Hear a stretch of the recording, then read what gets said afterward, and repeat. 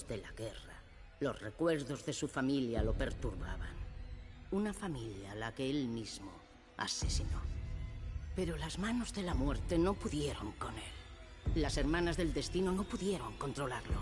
Y en este día, el hombre, la leyenda, Kratos, saboreará su venganza.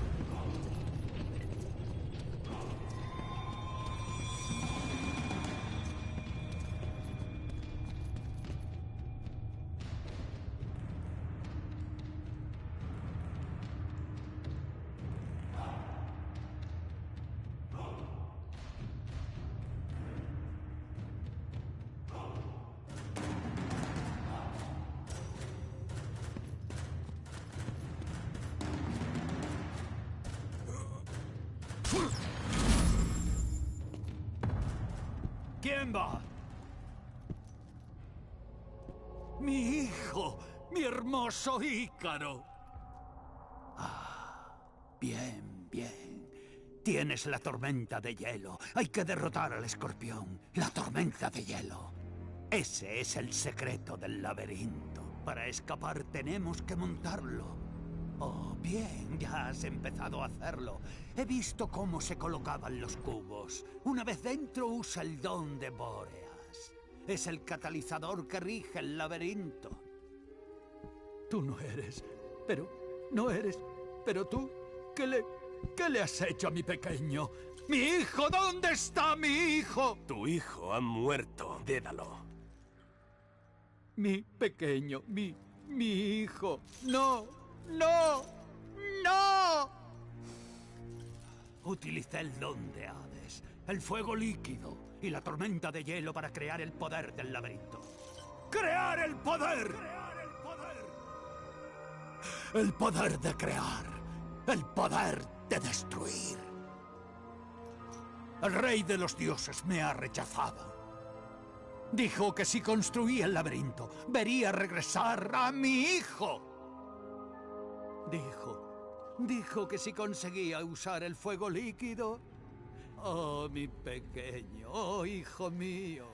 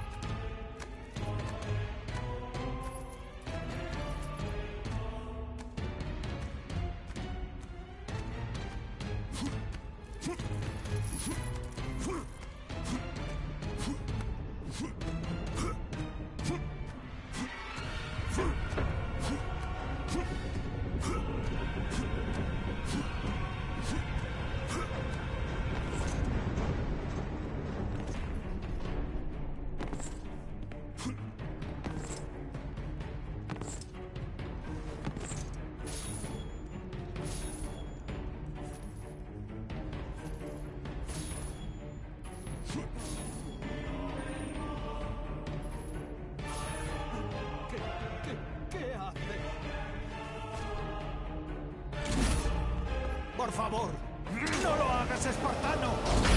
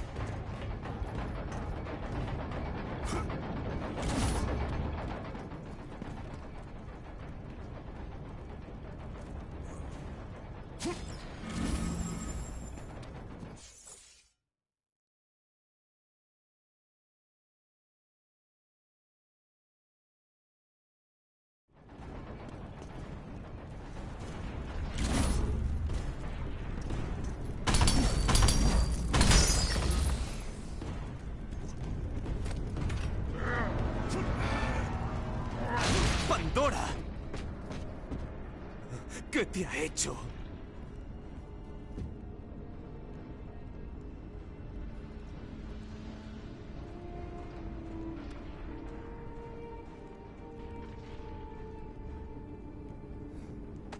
Él me dijo que no volviera a hablar contigo.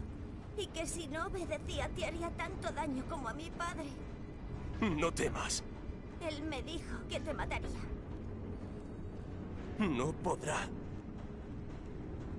Debemos marcharnos de aquí. Ven, te enseñaré el camino.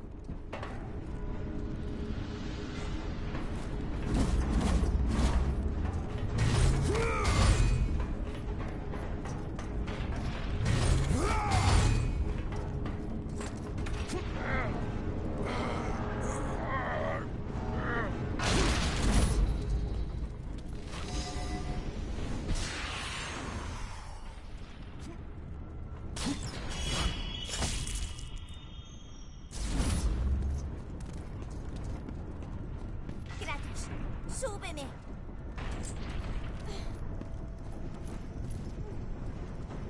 ¡Por aquí!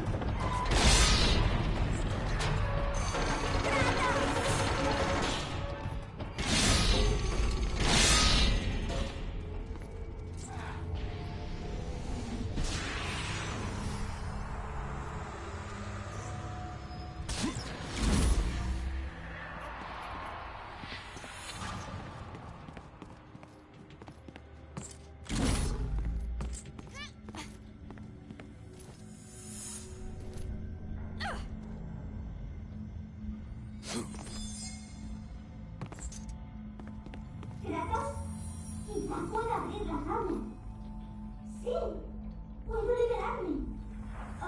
Espera. Veo algo.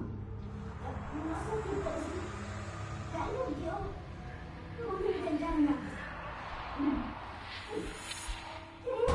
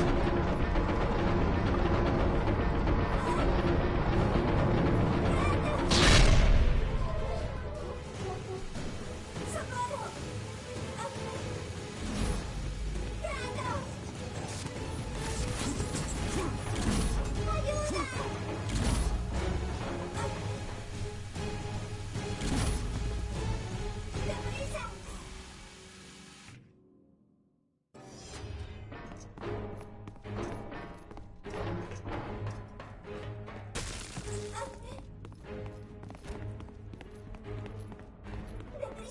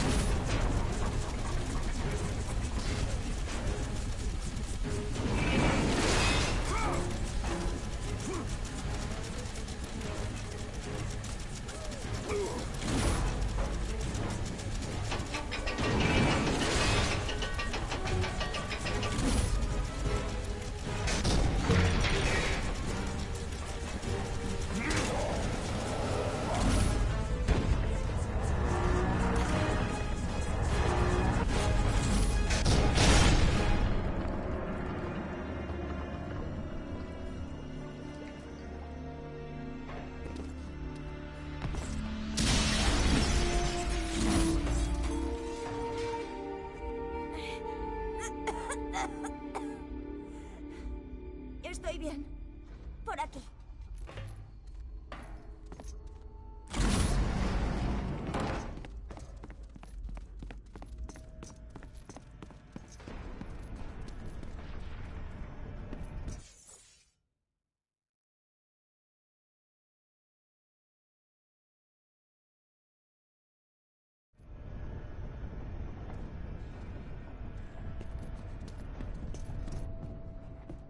Gracias, Kratos. El fin de nuestro viaje aún está lejos. Y cuando este llegue, seguro que no me lo agradecerás. Aunque lo parezca, no soy una niña, Kratos. He visto muchas cosas horribles. Yo no tengo miedo. Sé muy bien lo que nos espera. Vi cómo Zeus torturó a mi padre. Vi cómo le golpeó y todo por mi culpa. Debí ayudarlo, pero tuve miedo. Hefesto hizo lo mismo que cualquier padre. Proteger a su hija. No. Yo tengo la culpa. Le fallé por culpa de mi miedo. El miedo es otro tipo de oscuridad. En esa oscuridad oía lo que los dioses decían de mí. Decían que yo era un monstruo. Palabras que no significan nada. Tal vez. Pero en sus palabras se podía notar el miedo. Miedo a un guerrero cubierto de ceniza. Miedo a ti. Ver que los dioses tenían miedo me dio un punto de esperanza. La esperanza es para el débil, Pandora. La esperanza nos hace fuertes. Ella nos ha traído hasta aquí. Es nuestra arma cuando lo demás está perdido.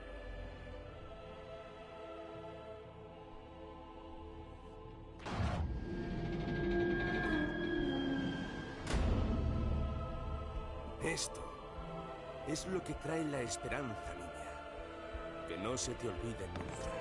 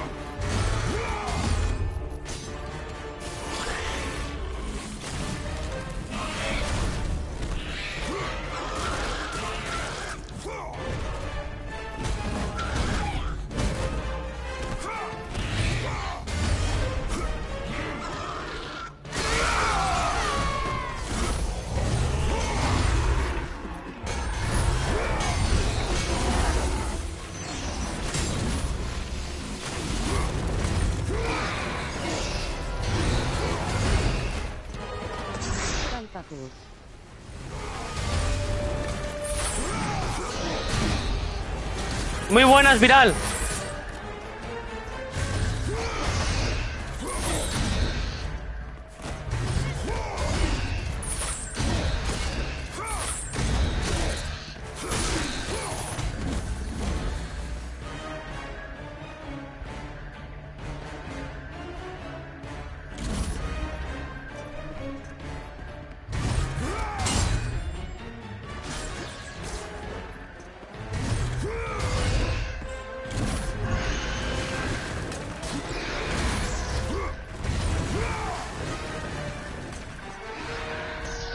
La hora del slime.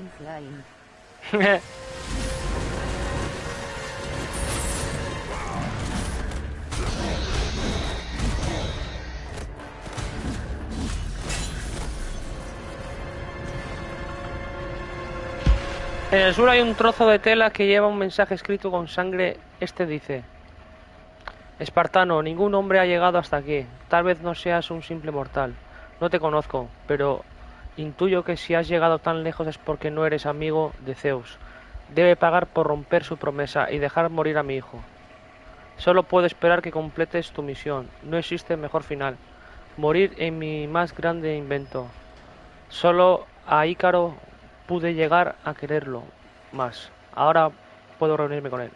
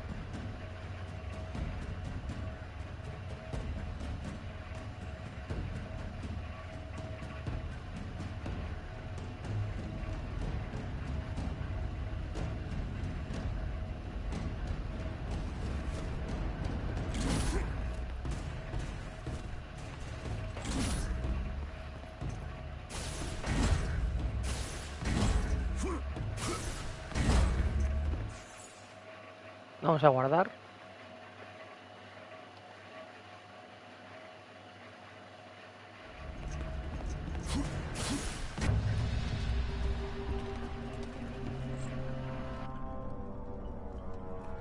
La cadena, Kratos. Mi padre me contó que mantiene el equilibrio del poder en el Olimpo.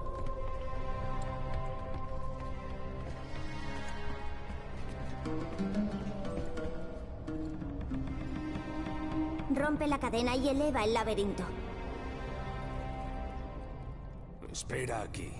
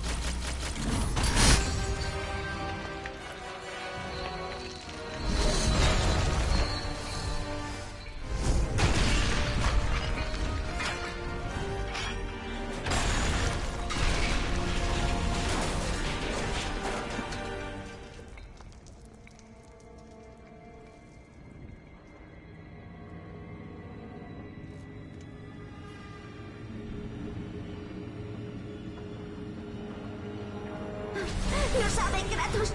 ¡Zeus sabe que he escapado! ¡Deprisa! ¡Puedo oírle! ¡Se acerca! ¡Por favor, ayúdame, Kratos! ¡Corre!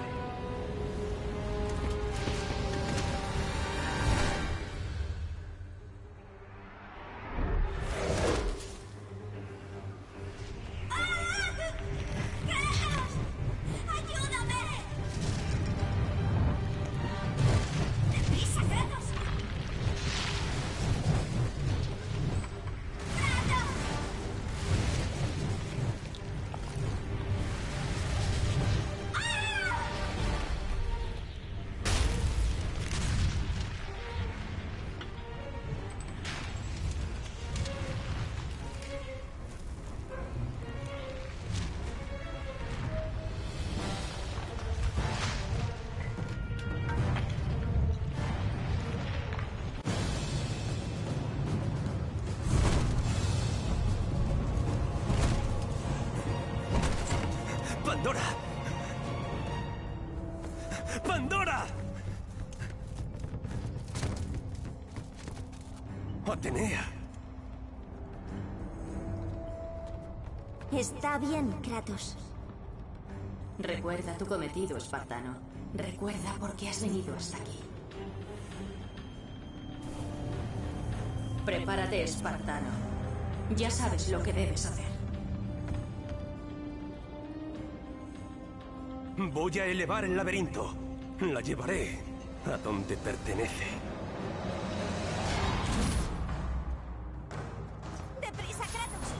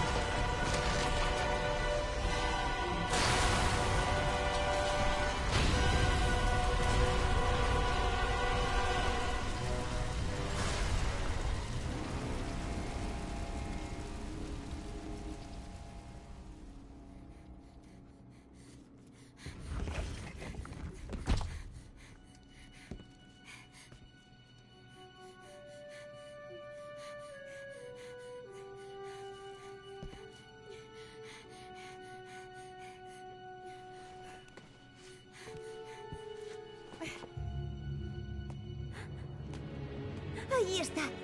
Ya la veo, Kratos. En la oscuridad, el fuego de la esperanza nos liberará. ¡Pandora! ¡No! ¿Sabes por qué estoy aquí? Me has traído para hacer esto. Voy a encontrar otra manera. No, Kratos. No existe otra manera. ¡Déjame ir! ¡No, niña! Yo no soy una niña. ¡Me haces daño!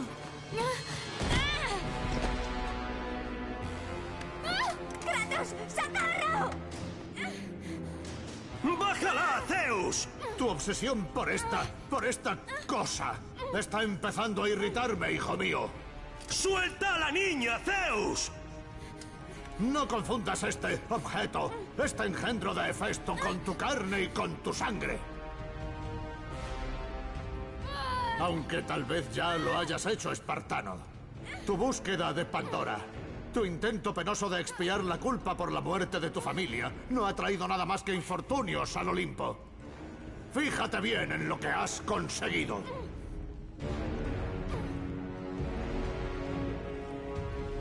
Solo veo lo que he venido aquí a destruir. Apiadarme de ti ha sido mi gran equivocación, Kratos. Y compadecerte de esta cosa ha sido a la vez tu mayor equivocación.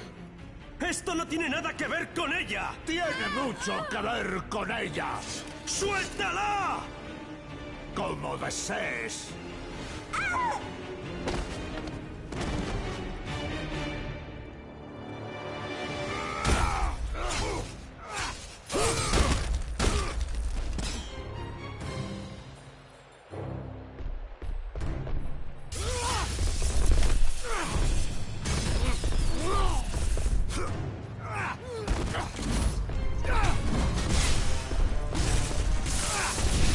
Criatura mísera. ¡Muere!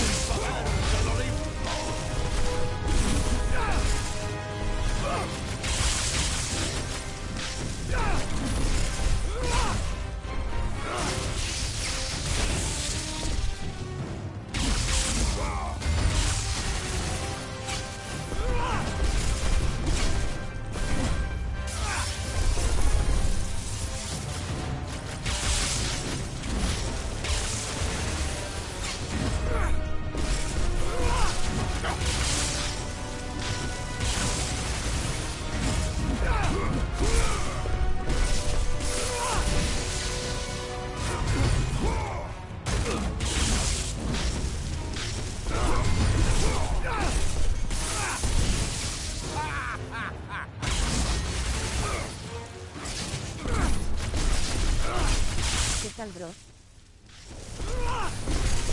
¿Qué pasa, Esmero?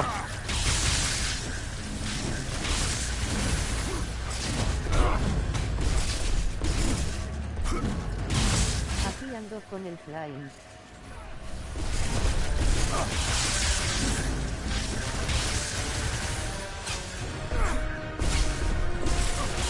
Yo intento matar a este cabrón. Y voy a jugar un poco al FIFA.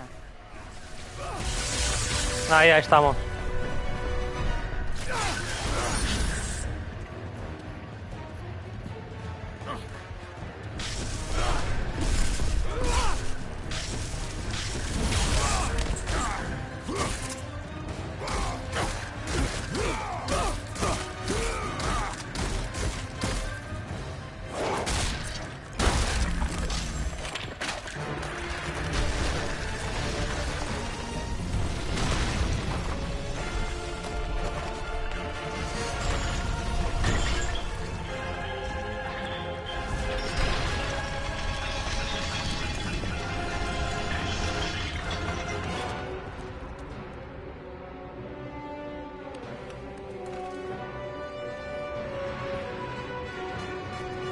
¡Pandora!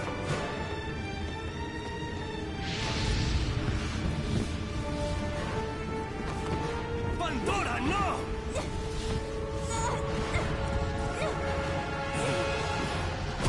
¡Deténla, Kratos! ¡No dejes que entre en la llama! Es para esto, para lo que estoy destinada. Y tú lo sabes. ¡Por favor! ¡Calla! Kratos, sabes que esta es la única manera. No la escuches, Kratos. Por una vez en tu penosa vida, no falles. No le falles como ya le fallaste a tu familia.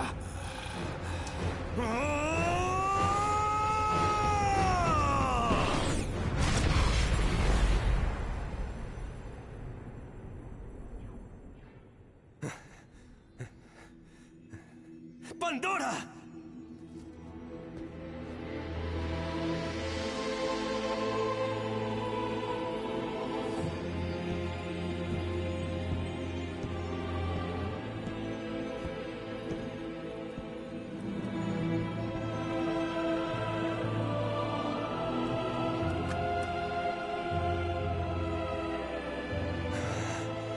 Poder para matar a un dios.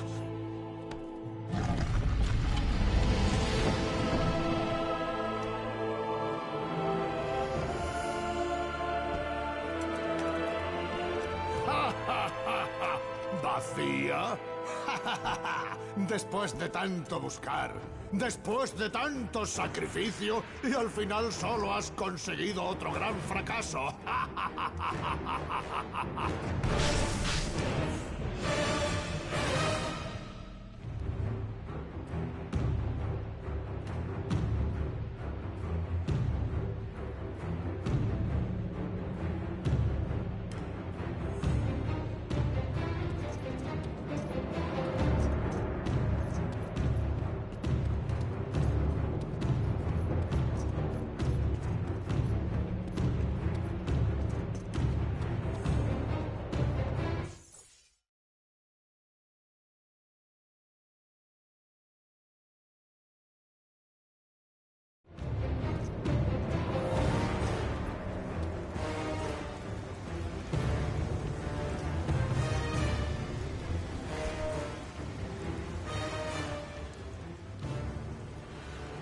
Menudo caos. Voy a tener mucho que hacer después de que te mate. ¡Ven por mí, padre! ¡Es hora de acabar con esto! Sí, hijo mío. Ya es la hora.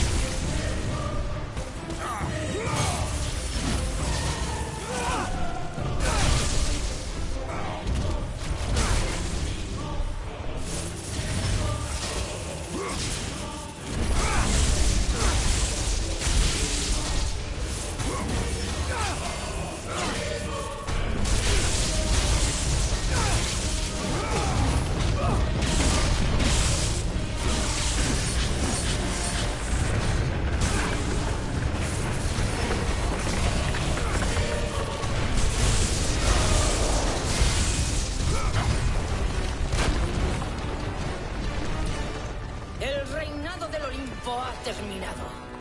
¡Gaia! ¿Sigues con vida? Mi mundo está sangrando por tu culpa. Yo jamás he pretendido matarte, espartano. Pero no me dejas otra opción. Tu títere te ha fallado, Gaia. Tal vez debiste elegir al otro.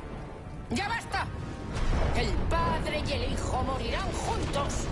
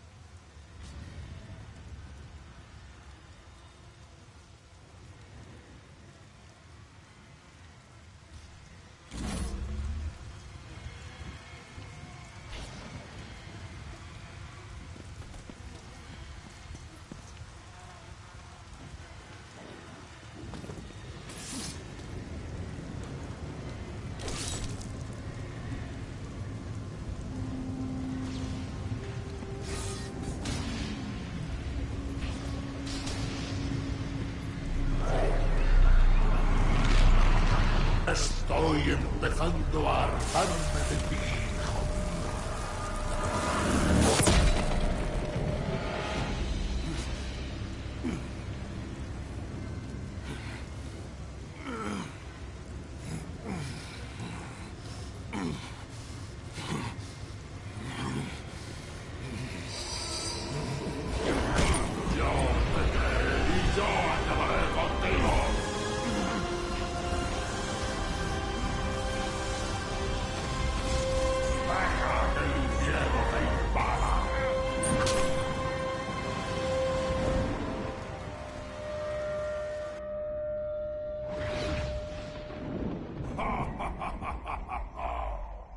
Más allá no hay más que oscuridad, Kratos.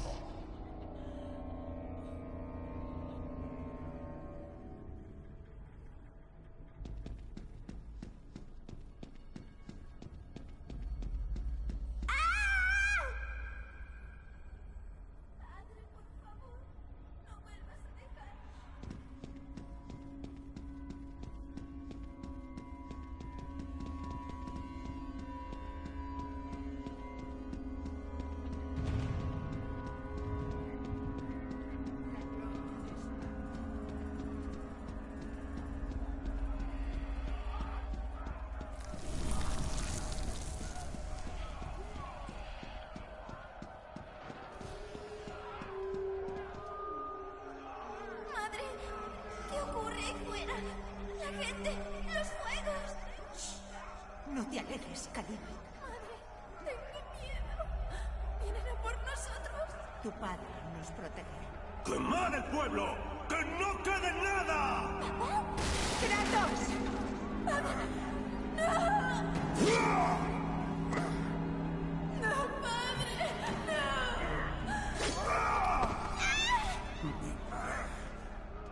¡Mi hija! ¿Cómo? Se quedaron en Esparta. ¡Ares!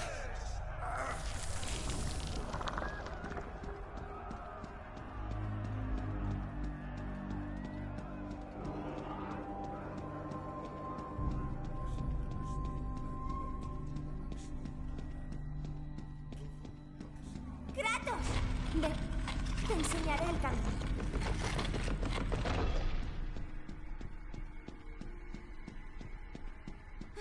¡Deprisa! Puedo ayudarte, Kratos.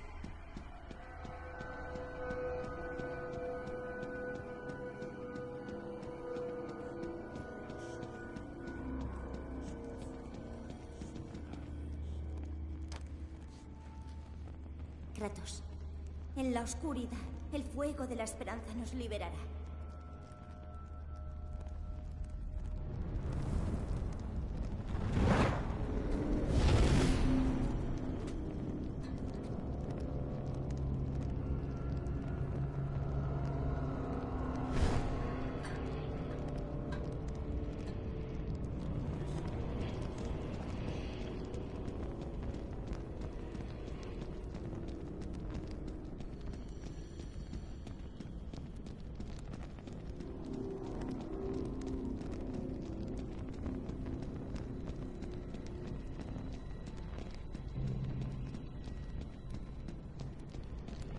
Puedes verla.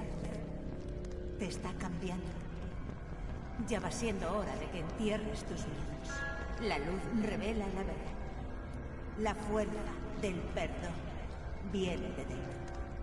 Para ser perdonado, debes encontrar la fuerza que te perdone.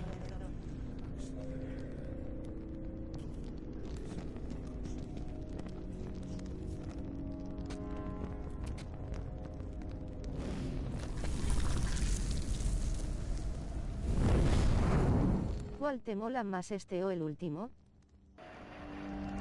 Son diferentes, no sé. Es que este juego es épico y el último también tiene su gracia.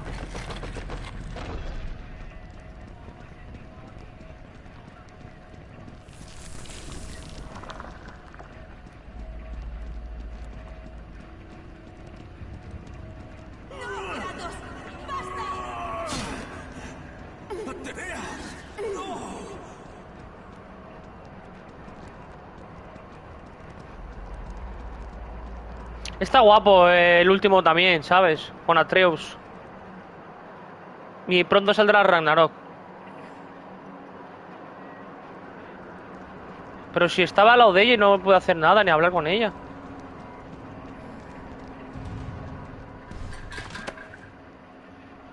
Kratos, el miedo llevó a Zeus a matar a su padre, Cronos. El mismo miedo que desató la Gran Guerra.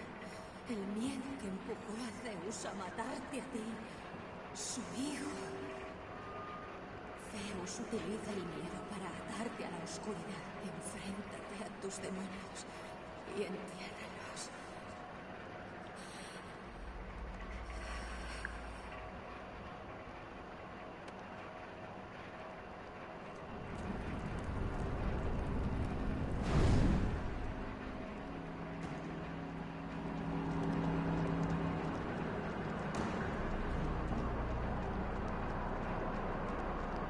El Ragnarok huele a DLC, pero estará guapo igualmente. ¿Tú crees?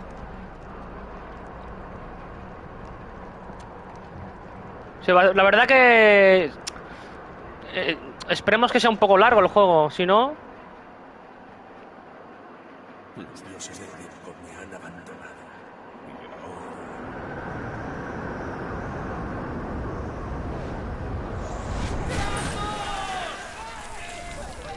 ¿Recuerdas aquel día, espartano?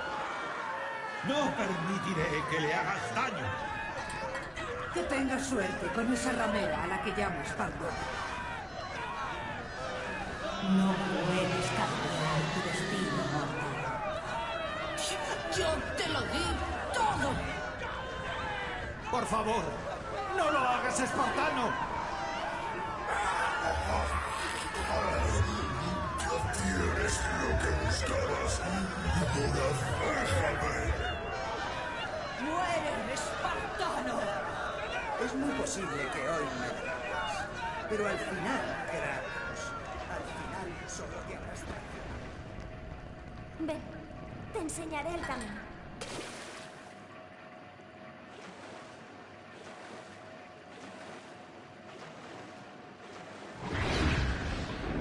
¡Muere, Kratos! Yo te creé y yo acabaré contigo. ¡Deprisa! ¡Muérete de una vez! ¡Muere! ¡Tiembla de miedo! ¡Kratos! ¡Ah! ¡Por aquí, Kratos! ¡Calla! ¡Deprisa, Kratos! Kratos, por favor. Tienes que liberarme. No me escuches, Kratos. Por una vez en tu penosa vida, no falles. No le falles como ya le fallaste a tu familia. Está bien.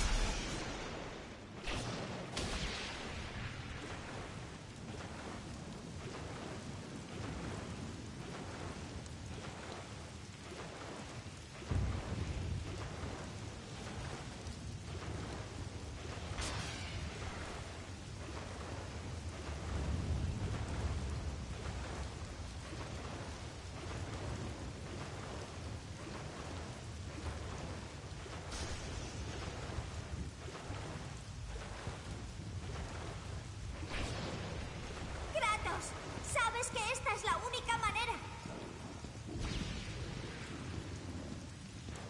Ver que los dioses tenían miedo me dio un punto de esperanza.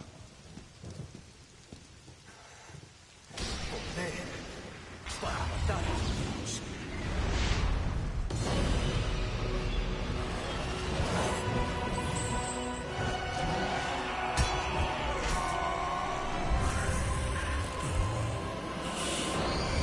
La esperanza nos hace fuertes. Ella nos ha traído hasta aquí. Es nuestra arma cuando lo demás está perdido.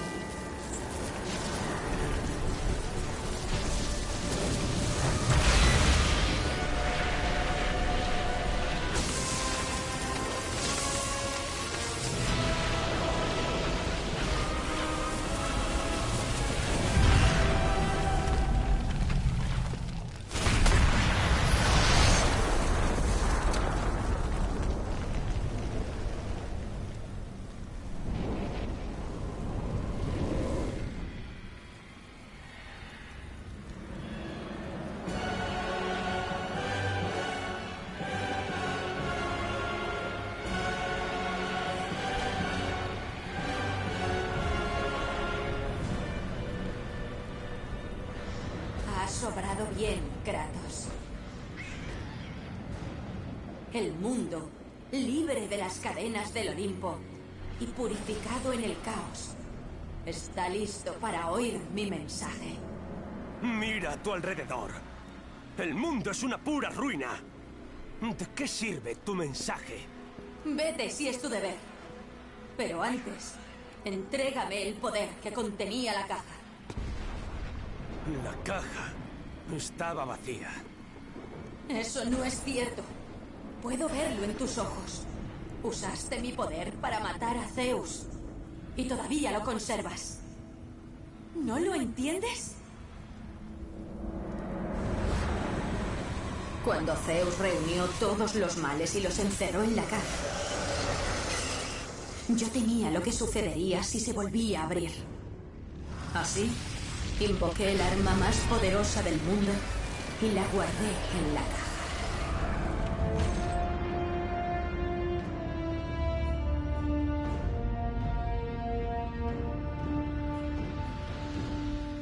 Te lo dije. Estaba vacía. Pandora se sacrificó en vano. Ella murió debido a mi necesidad de venganza. Me parece que te equivocas. Usaste mi poder para matar a Zeus. Yo te vi hacerlo. A menos... Por supuesto. Al abrir la caja, liberaste los males sobre los dioses. Los infectaste. Los cambiaste. El propio Zeus sucumbió a la oscuridad. Por eso estaba tan furioso y tan obsesionado con que murieras. Lo había consumido el mal, el miedo. Yo creía que el poder que guardé en la caja nunca salió. Siempre pensé que te serviste de los males para acabar con Ares. Pero me equivoqué.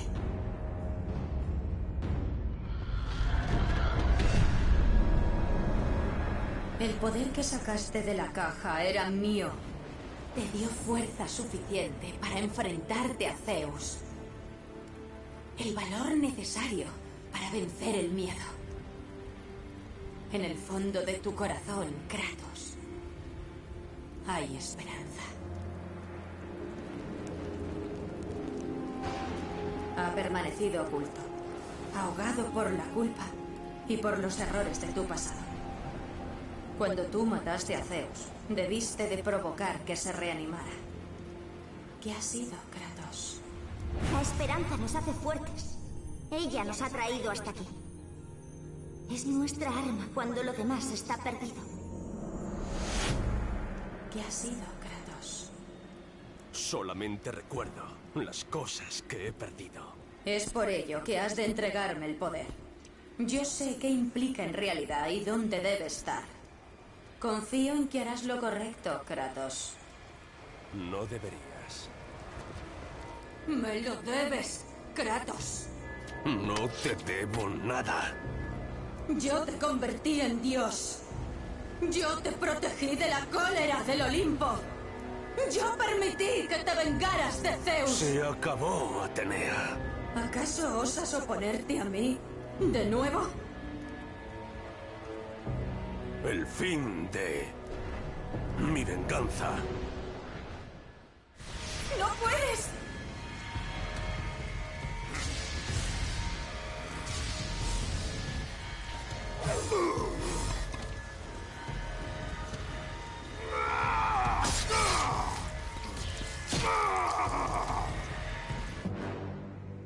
¡Necio!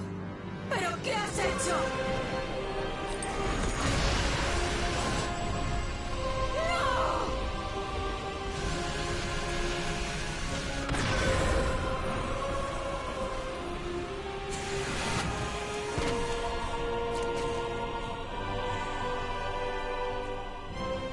¡Se supone que era para mí! ¡Ellos no sabrán qué hacer con ella!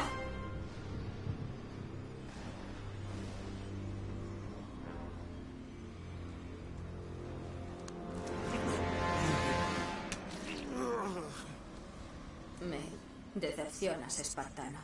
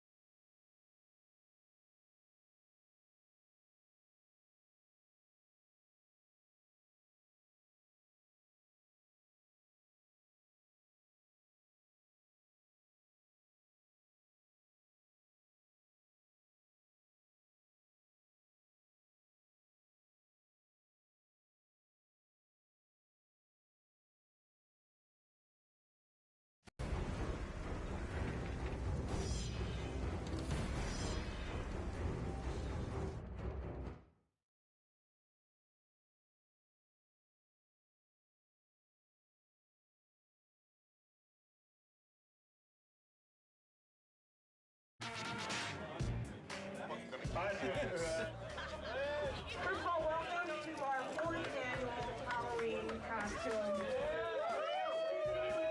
Beer drinking and brat eating and fun. It's going to be great. I'm very happy with the way God of War 2 came out. Provided we hit our mark, I was pretty confident that our sales would be better than God of War 1, but I was rather skeptical that our reviews would be. God of War 2, I think at the end of the day, probably equaled, if not slightly exceeded the first, which I was not expecting, and it was quite satisfying. I can't believe I'm fucking doing this. I deserve this one then. This is the final chapter.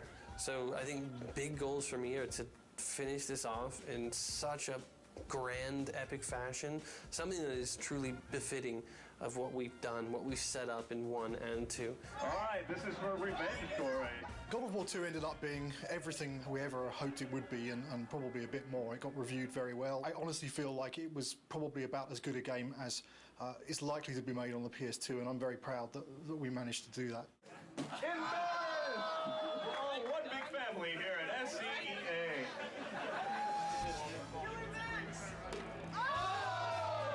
Once you start something, you got to finish it. So that's the way I look at things. God of War 3 is going to be the conclusion to the story. My hope is to make the best effects I can on the last one. When I think of God of War, I think of the best action platformer out there right now. I think other games and other companies look at us and go, how are they doing it? How can we make it like them? And that's rad, because I've totally been at the company where we looked at that game and went, man, how do we do that, you know? My main hope is that it escapes the destiny of sequels as well as God of War 2 has escaped the destiny of sequels. I'm going to be satisfied if we tie it all up and we can kind of close the book. We're past the stage of figuring out what we want to do. We're now in the early phases of sorting out the how we're going to do it.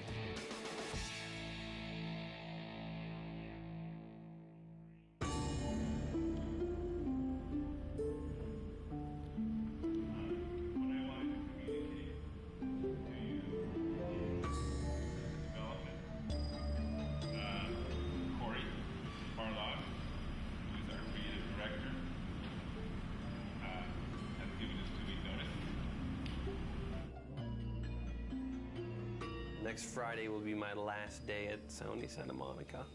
The bomb was dropped. It was somber and everyone was quiet and no one said anything, and perhaps there was a tad bit of shock. It's killed me because I really do want to say something, but it's just nothing you can say is going to come across as anything but you're an asshole. When I heard that Corey was going to leave was kind of annoyance more than anything. It's, you know, it takes a long time to make a successful team as much as a successful product. It's always a pain when a key person in that team decides to move on. First emotion we felt was just shock. Didn't see it coming, didn't expect it. It's like dropping a bomb. Well, it was disbelief, obviously. I thought he would be the last one to leave. Incredibly bummed out, like very, very disappointed. You know, you're never really prepared for something like that, you know. They don't warn you very well either. They just kind of spring it on you. It was kind of a bit of a shock. I never expected that Corey would leave the project, so.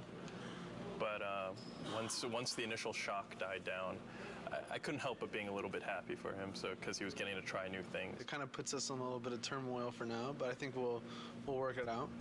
I'm glad he has the balls to stick to whatever it is that he wants, but I'm also a little pissed that he's leaving us in the lurch, just kind of like holding the bag. I mean, I know I want to be here. If he needs to be someplace else, that's what he's got to do.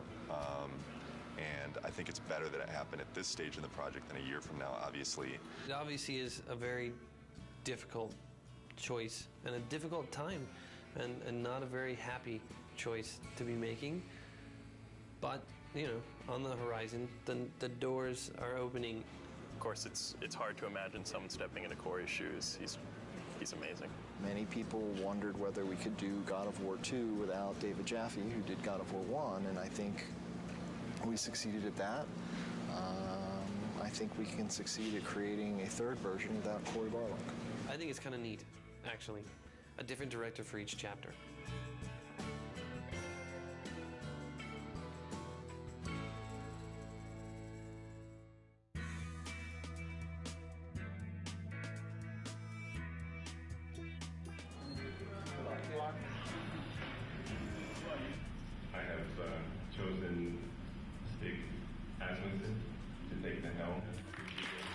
When I became director, there was a very warm response from the team. I got a lot of tons of support, and I mean, so far everybody's been super cool. I look back on how Corey handled things and how Dave handled things, and I draw inspiration. I think the most important thing that I got from both of those guys is the fact that they were themselves. I'm super excited about this. You know, this team kicks ass, you know, and it's said a lot, but this type of situation, the kind of garbage that we've been going through in the last month, as far as I'm concerned, this team's second to none. But Stig is fucking amazing. Stig's a pretty good leader, I think mostly because you're probably afraid of him when you first meet him. The entire team really respects him. Everybody communicates well with him, and he's not unfair with any of his decision makings. From my perspective, he is much more easier to work with. He is much more structured and engineer friendly. One of my strengths is to try to lead by example. Hopefully that filters through to the rest of the team and they're able to approach their tasks with total excellence. All those leads from the last game, those key people, they're in place. And that's really where the personality of the studio comes from. That's where the drive of the team comes from, wanting to critique every element and make everything that's in the game the best that it can be. It really is driven from the leads and from the culture of this studio, and that has not changed even through the turnover. So working on the PS3 is very, very challenging. It's a lot of new technology and a lot of new techniques are required to make a game on the PS3, which means that we have to learn some completely new techniques for writing our game code. It's also a completely new graphics processor, so we have to learn about those graphics techniques and work out how we expose them to the artist in order to make the best possible art and give the game the look that the art team is interested in. We have a similar set of problems working with the designers. People's expectations for games on the PS3 are much higher. They want to see, you know, more enemies and more complicated effects and, you know, more ragdoll physics on the characters and, you know, realistic looking reactions when you hit people. So yeah, there's a tremendous amount of challenge working on the PS3. God of War 2, the team was able to throw so many things into the game and get things up and running and finding out, is that fun or not? The hard transition for God of War 3 is getting all that to work again because we have so much new technology that has to be built. You know what I'm saying? Everybody has to relearn their own personal expectations and their limitations and how they're projecting their schedules and their tasks and things like that. Everybody is counted on everybody else to kind of make accurate predictions on what they can do. It's tough right now because everything's new. It's just so much more involved. That's very worrisome. When are we going to get to the point where we can say something's going to take 4 weeks to do and it's really going to take 4 weeks to do? It's understandable that nobody understands that right now. PlayStation 3, we're able to push a lot more polygons, a lot more texture resolution and detail, so things are hyper realistic. I mean, they're so realistic now that we can actually see pores on skin and hair and eyebrows and nose hairs. You can see everything. We have a lot of work ahead of us. Every character now is like taking 6 weeks, 8 weeks. At least 6 weeks. Yeah, to make one. It's not like before, it's like 5 days we can make one. For me, it's not knowing kind of where the limits are. You can make stuff look so super realistic now, and that takes a lot of time. Whereas before, we really had defined limits. Yeah, it's exponentially more complex. And the other big thing is this is going to be our first PlayStation 3 game, and we're expected to be able to beat games that some studios have released 2, 3, even 4. Gamers are expecting us to have better technology, better art, better visuals, better gameplay. Across the board, they expect it to be better. And that's pretty intimidating in itself. We're going crazy with the detail. When it's done, I think it's going to look incredible. You're going to see Kratos do a lot more subtle movement, more facial animation, things that the human eye just, you know, usually takes for granted, but now we can include all those things. The things that we can actually accomplish are starting to now really become things that are only limited by our imagination. With the new hardware and the new system, we're able to kind of start pushing the player experience and creating like a much more kind of cohesive world. And like, you know, the Titan before used to be in a cinematic and now you're actually like running on the damn thing. So it's like, you know, whoa, you know, we're getting there. Titans, we've never done anything like that. They're pretty crazy. It's insane. The fact that you're going to be able to run around this like moving character and it's basically a moving level, it's pretty insane. From a a programming perspective, they're a big challenge. We designed all of our animation systems and everything to deal with a roughly 2 meter high character Exactly. where, if his little finger twitches slightly, there's not too much of a big deal. Exactly. But when your character's like, 2 kilometers high, then a little twitch in the finger suddenly becomes like a really big deal. The very first moment those were mentioned, I was like, oh, Jesus, this is going to be a big problem. Yes. But hey, I mean, it wouldn't be God of War if we didn't try something we didn't think we could do when we started. Because I'm very proud of this game and you guys, I've invited a storyteller friend of mine to come in our walkabout. So Stan Lee is going to join us today and check out your work. This is such a cool time to be just walking around the studio and looking at things as they're coming online. Every month, we do a walkabout, and it's largely for the team to kind of, review each other's work and, and really compliment each other. It's a big studio now, there's like 80 people here, and really it's impossible to keep on top of everything that any given part of the group has been working on. It's an opportunity for everyone to see what cool stuff has been going on in the studio. It's a good way of making everyone realize that they're part of a big machine at this point. Plus, everything looks better after you had a couple beers, so it helps to make your stuff look better. Everyone's out to get These are all Olympus, the gods, and they're all bad. All the gods are bad, except this guy who's tormented. Yes. He's great. His line is, in the end, there will only be chaos. And then the next game you do is called Chaos. That's a great sequel. There you go. Zeus's brother Poseidon. Terrific drawings. Hera. Yeah. I love to write dialogue. Maybe we could try something new. A video game with lots of dialogue. I'm sure it would sell like a bomb. And I love the way this hand is there. Oh, gosh. Oh, yeah, and then when he moves the hand, we'll make that to kind of get destroyed a little bit and get all kinds of dust flying off of it. This is one of the best things I've ever seen. Cool. That is beautiful.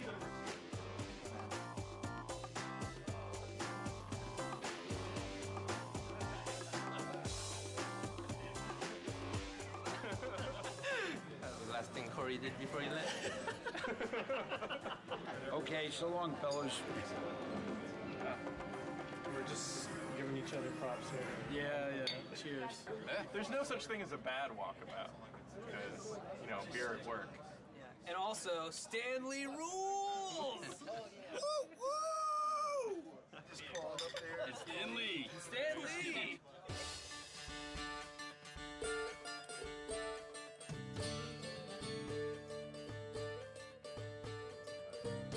I'm fine with it as long as we make it seem like it's in-game as much as possible. I'm still learning every single day, and I imagine that process won't ever end. And there's so many things that you can learn from every individual on this team.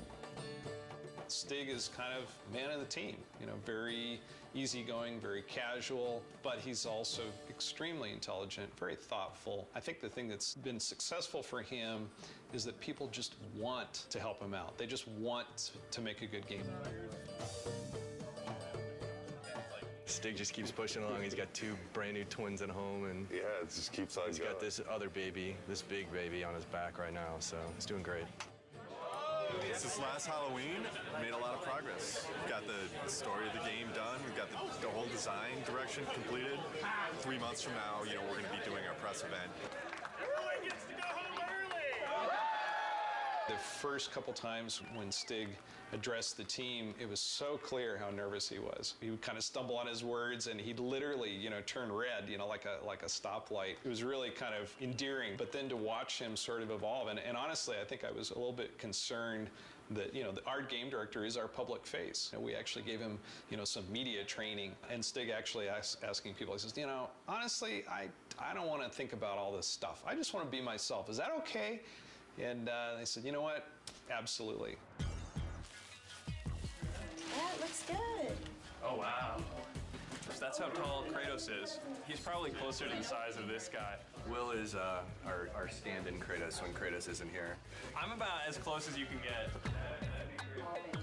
We picked the venue and the location for the spot, and we brought all the media here. We have something like 60 people here from the media. I can't wait for them to see the actual gameplay. These guys are going to be thrilled. Love Kratos. Kratos is hot. Be nice to see if he ends up a god or are destroying Olympus.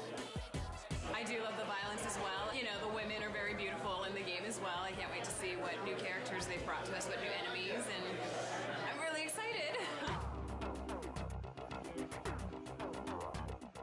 I also want the sizzle, you know? Maybe we can just focus it in a little bit more. We can play with that a little bit. Yeah. The development team has worked so hard on this project, so it's really fun to see when all their hard work comes to fruition. I'm going to get through the first couple slides up here, and then I'm going to start to walk around. Nobody has seen the gameplay outside of our studio, so this is going to be the first time. I want to get this over with.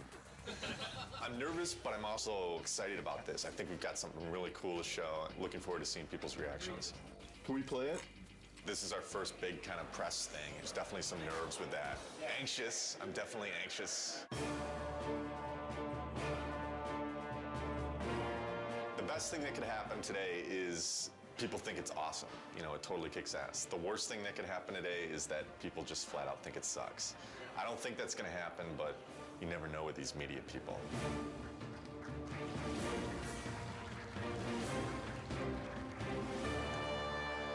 What is the vision for God of War 3? We want to define this generation with this game. We're going to take a close look at him. I'll talk about some of the features that we're using on him. Here he is. We've got blended normal maps on him right now, so you can see the realistic muscle flexing. I would imagine that we've got one of the most advanced systems for that in the industry right now. The battle's in full swing. The god Helios is in battle with a massive Titan. And Kratos is going to launch into battle and start doing some damage on the grunts here. Now, Todd can easily just grab one of the grunts by pressing circle, and if he continues pressing circle, he can beat the crap out of him. But if he presses triangle, then he can rip them apart. If he presses X, then he can throw them. And one more move, square uses it as a battering ram, and then he can take it, mash circle, smash his head against the wall. And all these moves are interchangeable. Meet our latest AI, the Chimera. Part snake, part goat, part lion. Todd has just unleashed the cestus on him, and you can see it's a brawling weapon. Now, the way the Chimera works is it's a three-stage enemy. First, you fight the snake stage, and then it changes its stance, and you fight the lion stage. We're really having fun with gore on this game. Entering the Cyclops. Every action that the Cyclops makes is a direct reaction from the pain that Kratos is inflicting on him.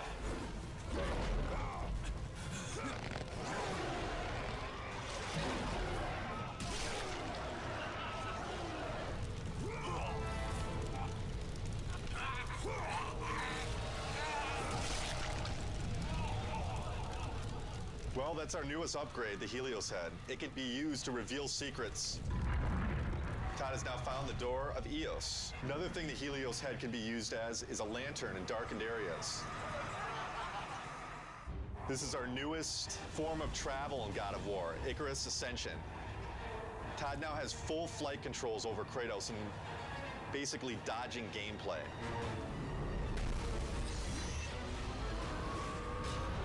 That's it. Oh my God, fantastic, it was great. It was phenomenal. I mean, like, I thought that I had a concept of what it would be like, but this pretty much blew everything completely out of the water.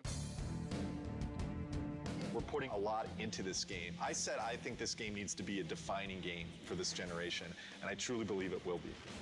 I can't comment on what the future holds for the series because, you know, I'm focused on God of War 3 right now, but this is God of War is, this is it. This is the end of the story. We got a lot of work to do, so there's no time for relaxing, that's for sure. E3 is obviously a big thing. We got to get this playable to the public, what we just showed on the demo here. We're in pretty good shape for that, but we got to get the game done. We still got a lot of work left to do.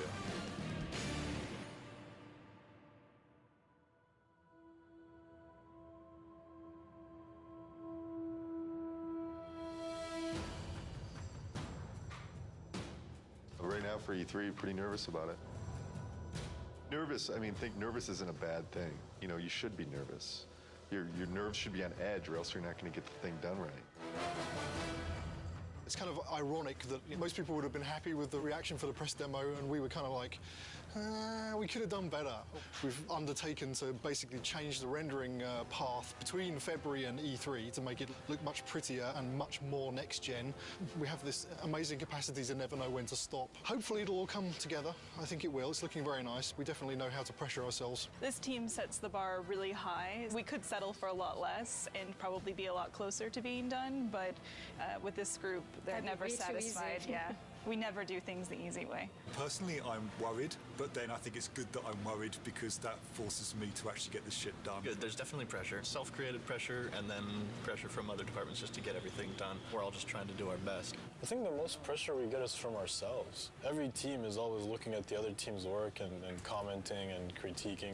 So we're really pushing each other the most, I think. It's a lot of back and forth.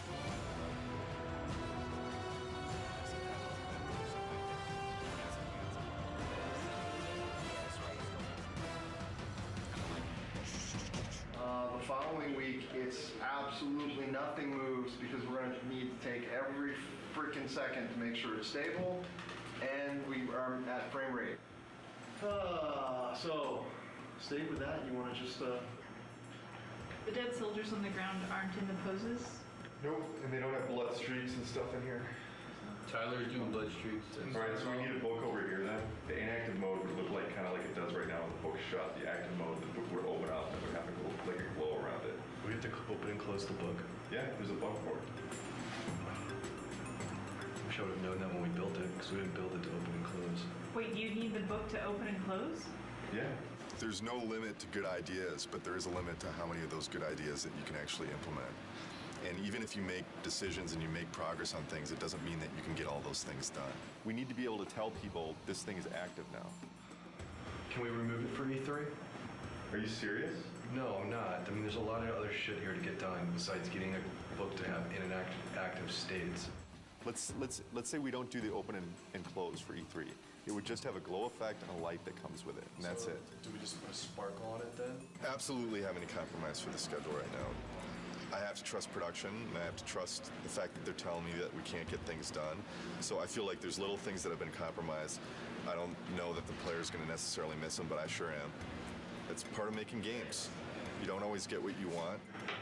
This seems like harder than the last time I played it. We have to keep in mind that somebody from the street is going to be playing with those harpies.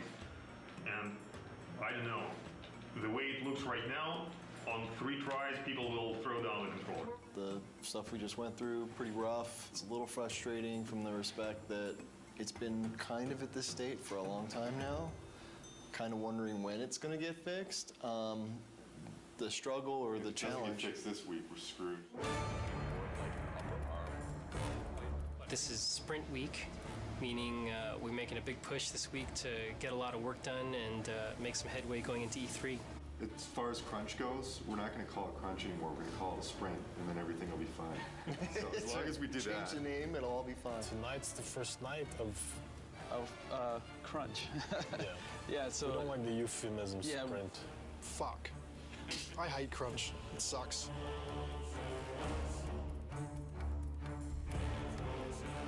Right now, I'm creating a new build, and hopefully that will enable the rest of the studio to then continue working on the awesome content that they're creating for E3.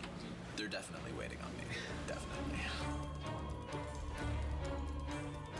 As far as my end, I feel I'm okay, but then at the same time, I kind of feel like I'm waiting on technology a little bit to kind of come online. We just have a ton of bugs to fix. We're getting new technology right now, and the lighting's kind of broken, fog's kind of broken, so we're just trying to kind of survive, fix all our bugs, and get all of our tech in place so we can get this thing done. You're sprinting now. Yeah. Tonight's the first time the team has worked together as one, and there's a certain kind of level of excitement that goes into it and dread because we're still working, but it's a fun group to be with, and we're trying to get stuff done. You know, we can only do so much, right? And we'll just try to do as much as possible, as quickly as possible, and that's it. Hopefully we end up with something pretty cool, though. This is the biggest E3 we'll ever have. Everybody wants to still see if Santa Monica still has it.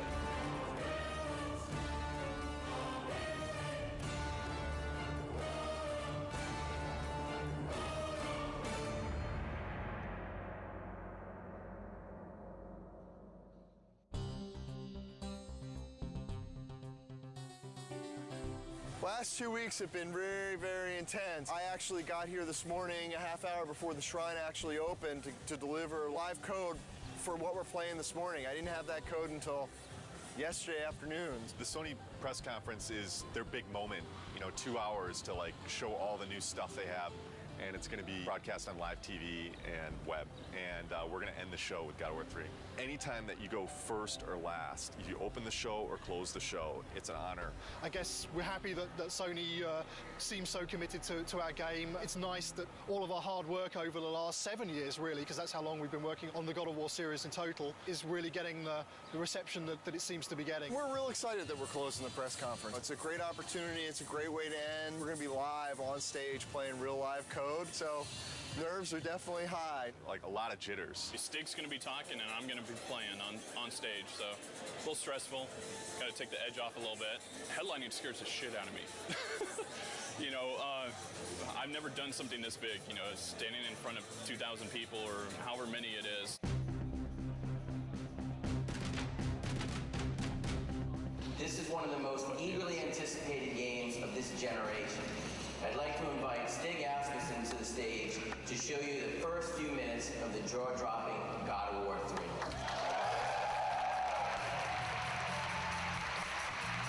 We at Sony Santa Monica Studios are excited to be able to present this live demo of God of War 3.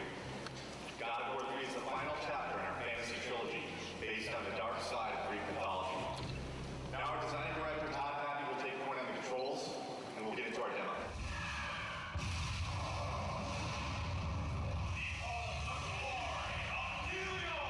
I'm really anxious. I'm really excited. This is a really important moment for the team. It's important for the game. I hope that we make the impression that we always strive for.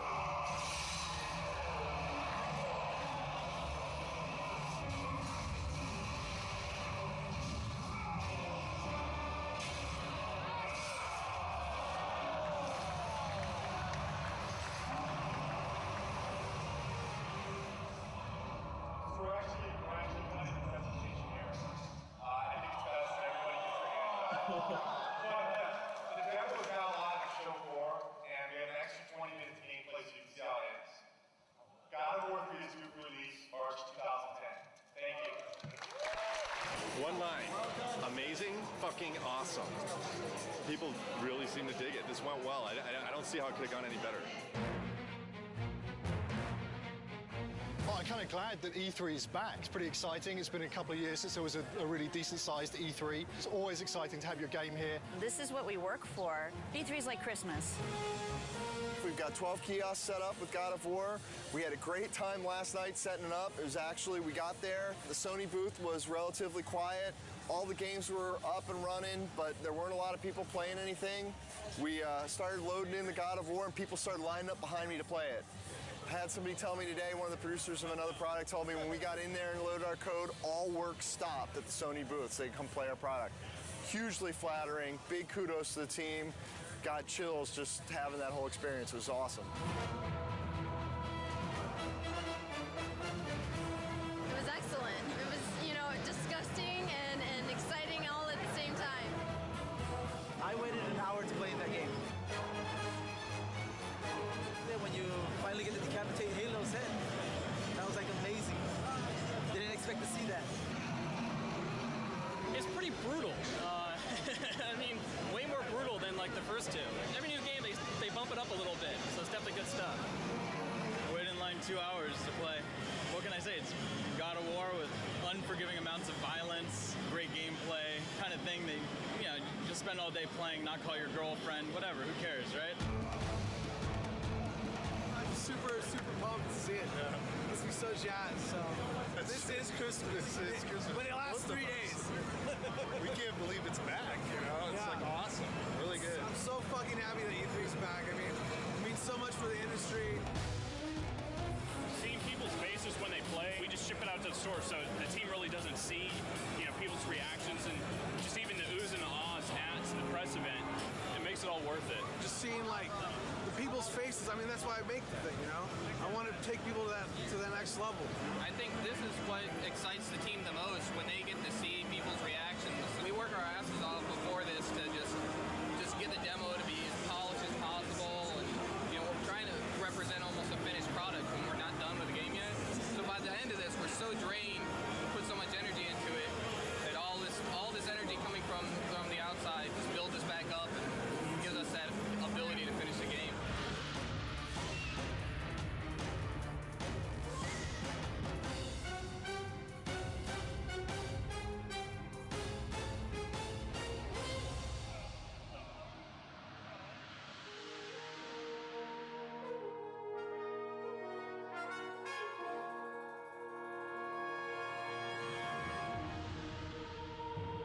E3 was a huge milestone for us. A lot of publicity, a lot of great feedback and great exposure. E3 was awesome. I have to say it went very well. Seeing all the fans and watching everybody play totally put us in a different mindset coming back from that. You really get locked up and don't really see people's reactions working on something for so long, and going and seeing people line up for your game, that's more than you could ever want, you know? It just kind of invigorates the whole team into coming back and working on something and wanting to put your heart into it and make it even better. I think we did a good job with it at E3. And that shouldn't be our high point. That should be like our midpoint. Alpha is when the whole game from start to finish needs to be in one bag. It can have placeholder assets, but you can fly basically through the whole game or walk through the whole game, and everything's represented in approximately the way that it will ship with. Yeah, so ideally by alpha we shouldn't go, oh hey, we need that extra bad guy, or hey, we're gonna add a new boss. Which we've done on other games, so. But ideally on God of War 3, you know, alpha will be, okay, all of our pieces are in. And then after alpha becomes beta, and beta is basically art lock.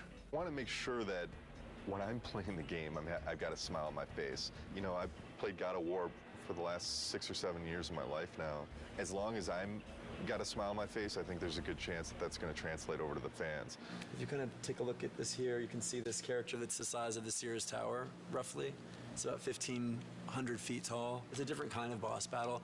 Kronos is more than Gaia, is more fully alive, and you're more fighting on a character that's moving around. So this has been very tedious and challenging and time-consuming to put this together, but I think at the end it'll definitely be worth it, and people will feel like they're playing something they never played before.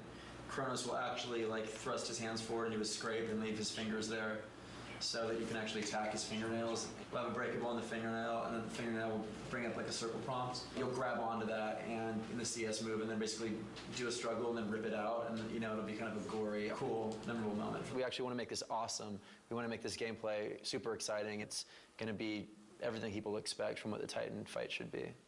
What are the big tech issues, Chris, that you need support on? The only big tech issue we need support on at the moment is the issue with the collision. The more static you can get him, the more precision you will get in your CS move. The problem is that since it's a skin collision, the skin itself is not just a non-deformable object that you can rely on to not have change from one frame to the other. That's the biggest issue we can have. What we're doing hasn't really ever been done before, and so a lot of what we're running into are issues with trying to make it as exciting as possible, but working within the technical constraints that we have and in the time frame that we have. I would say that the rewrite of skin collision is turning into a very unrealistic proposition to get it finished before alpha. Time is the biggest fun killer usually, is as far as developing. It's where you come up with the most exciting scenarios, but do we have the time to put it together? Fabrice and I will need to take a look at what is going on and what's fixable and what is not, and what we will have to design around. With Kronos, the whole is greater than the sum of its parts, and when you see it all together in the finished product with all the polish, I think it's going to be one of the most memorable experiences in gaming history. That's how I feel about it. I know it's going to be like that. The murderer of Gaia enters my tomb. Kronos! I know it was you who killed her, Spartan. Who else could?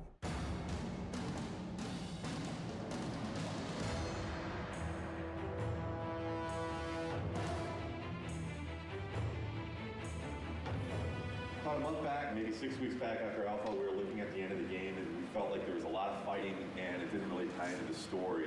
We had a couple brainstorming meetings and we came up with this idea that it would be really cool to go inside Kratos' head. Because that's where the struggle is really taking place. The story's really never done until the game ships. And we're always tweaking it and modifying it. But I really like working on the story. Kratos is going to have this emotional struggle inside of his head.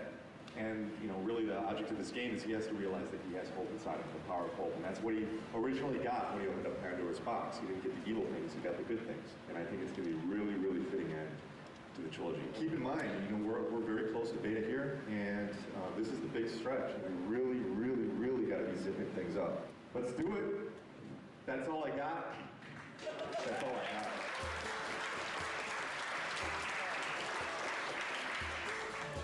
This is the third Halloween. I think for many it's probably a big relief. We're less than 3 months away from being done. It's been 2+ years. It's been an incredible journey. We've overcome so many pitfalls along the way with change of personnel, project redesigns. Despite all that, we've managed to continue to elevate and continue to push ourselves and continue to make the best products we as a team can do. And I think God of War 3 is living up to that. To complete the third one is pretty amazing. We always tried to hit the highest mark we possibly could, and I think we've done it once again with this one. So we're going to have to wait and see what the fans think, but I have really, really high hopes. Completing a trilogy is something I never did in my life, you know, and completing something like this is very special, you know, something that means a lot to me. Sentimental moment.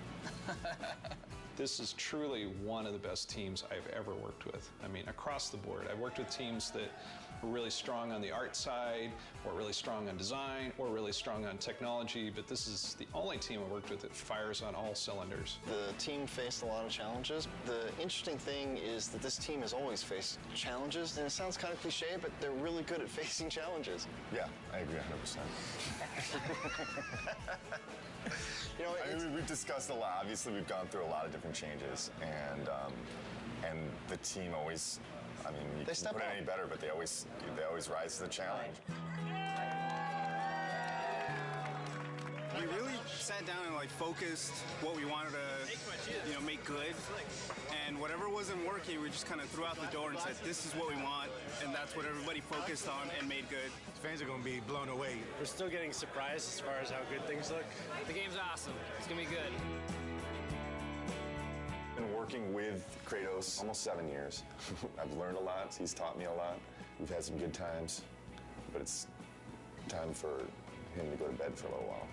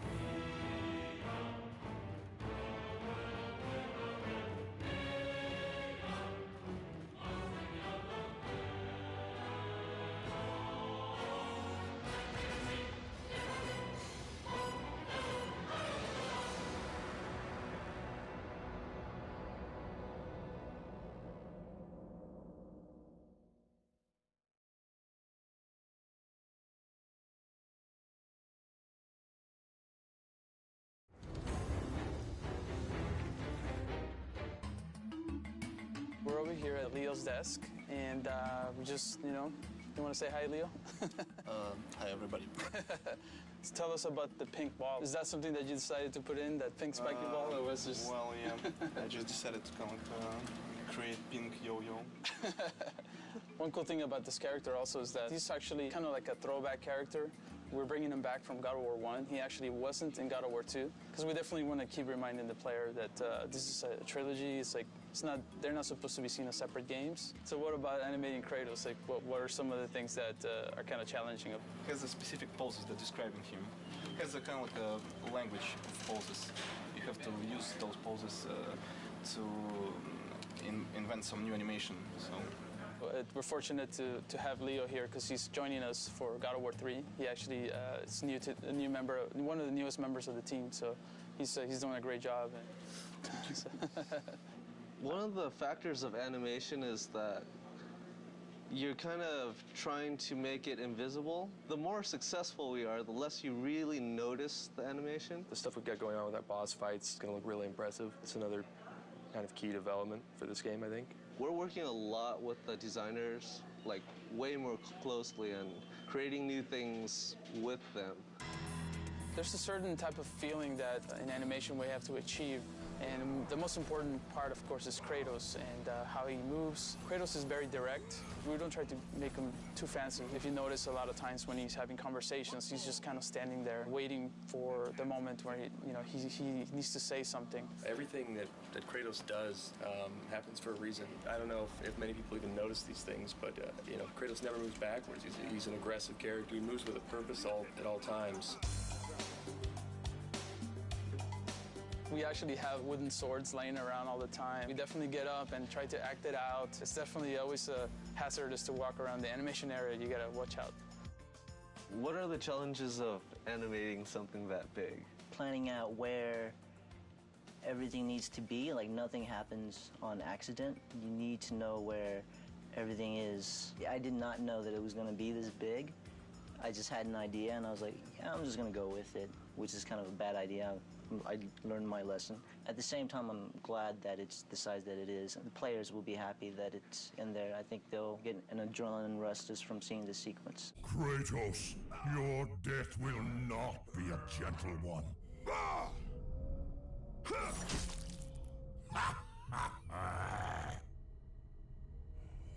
Ah! My eyes!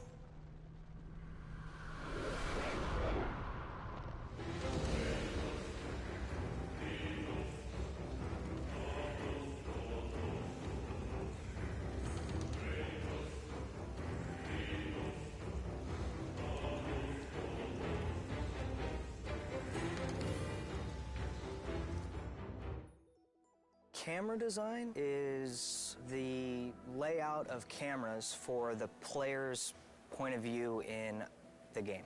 So, and what we do is we basically control that player's point of view throughout the experience. Cameras start with the design sheet being delivered to us by the level designer. That's the most basic form.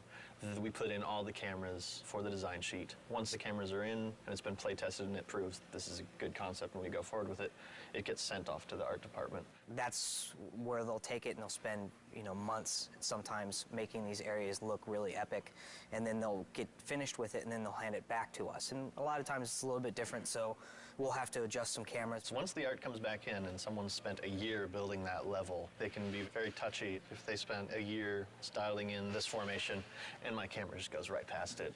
We try to do our best to show off everyone's hard work. And a lot of times there's a lot of cool things that you want to see in there that you can't see, so we'll go back and try to include those pieces in the shot that you get when you're playing the game.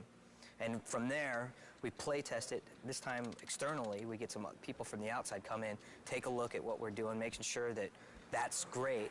After we get their feedback, implement their feedback, we're ready to go to the next area. Anything we can do to make the cameras feel cinematic. And they serve as a guide for the player, too, to lead them in the direction that they need to go as well. Yeah, whether they know it or not. Yeah. It's sort of like people who play the God of War franchise, after a while, they get a feel that if the camera's looking this way, that's important. In the very end, it always comes back down to what would the player want to see. Most games in the action genre, the player gets most of the control over the camera. Mm-hmm. Player has no control over the camera in the God of War series. Fans have been clamoring, and I hear you. We need to look around. We want to look around.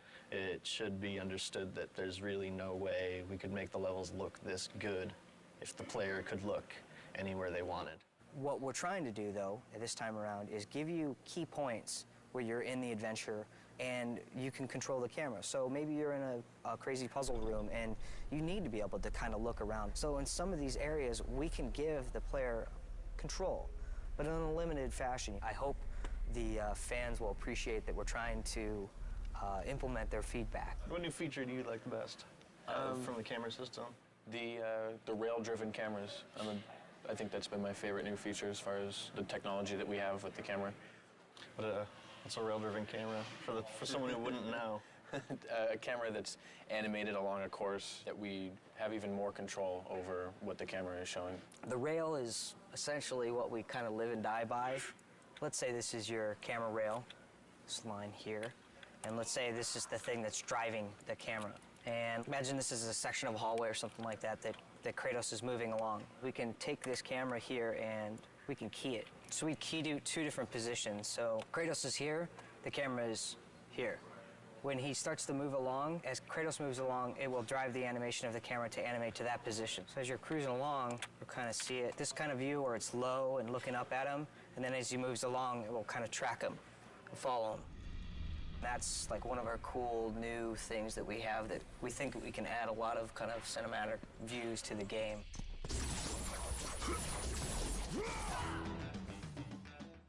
This is a perfect example of combat cameras right here. Here we're in a room, there's nobody to fight yet. And you can see we're taking a lower angle here.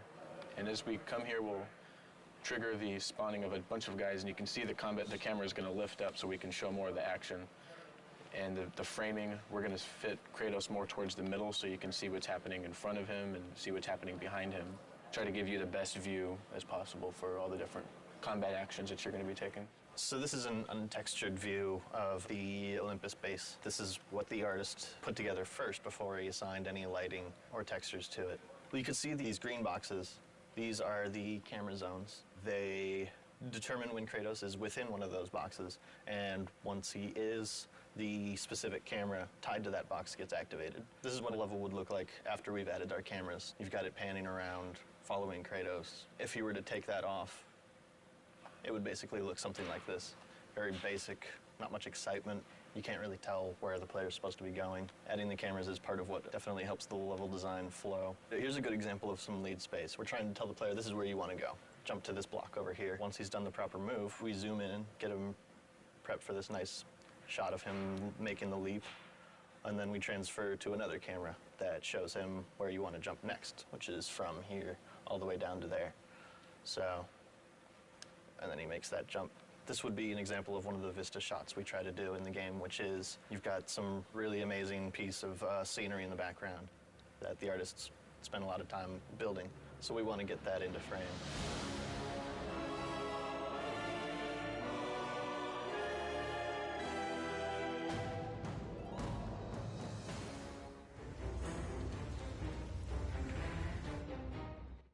Character modeling is taking the art from visual development and turning it into a 3D model, painting it, giving it life, and then handing it off to our character riggers who send it off to animation.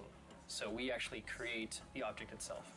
It's in general just become, I guess you'd say more sophisticated, but it's more of a traditional media now.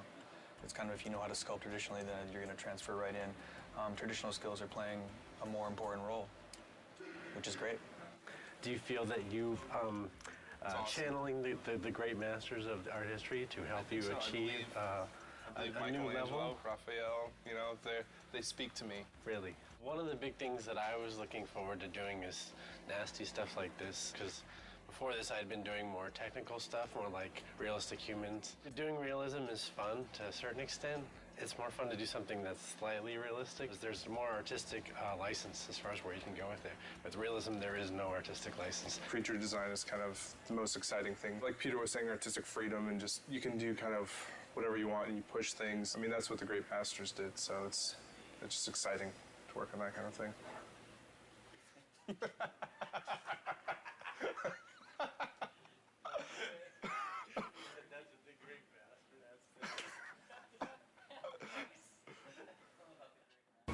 Here's my workstation. I have my Cintiq, which is what we use to paint and model. This is the monitor that we can actually draw on, paint on the screen, sculpt in ZBrush, which is very helpful and amazing. And then on the left of me. I have my standard monitor where I usually keep my reference. We're able to give metal a kind of specularity that we couldn't before. Scratches, blood, a real shine and realism that we couldn't deliver on the last project. We are working with a lot more polygons and a lot more textures on our project this time, per object. Here's Hermes, the concept art that I got from Andy Park, who did a great job. You can see the boots are in there and what color they're supposed to be, what material. We're still working on the cloth, making sure that's all rigged nicely. And right now, I'm fighting with the hair, trying to make the hair look good. So hopefully by the time you see this in the game, it'll be looking nice and transparent. So here we are starting him out in ZBrush and adding a lot of the little detail. Say if you wanted his skin to bulge around these straps, it would be really easy to go ahead and just add musculature in here. Today you may defeat me, but in the end, Kratos, you'll betray only yourself. This is the centaur in our game. Andy Park did the concept. They always do like a colored version first like this to kind of nail the feel of the character and like what he's all about. And then they'll give us these turnarounds like this one. We have, you know, the horses have these like chest muscles that kind of flow up into the horse neck, you know, this way. And we have abdomen muscles and these obliques that kind of flow in.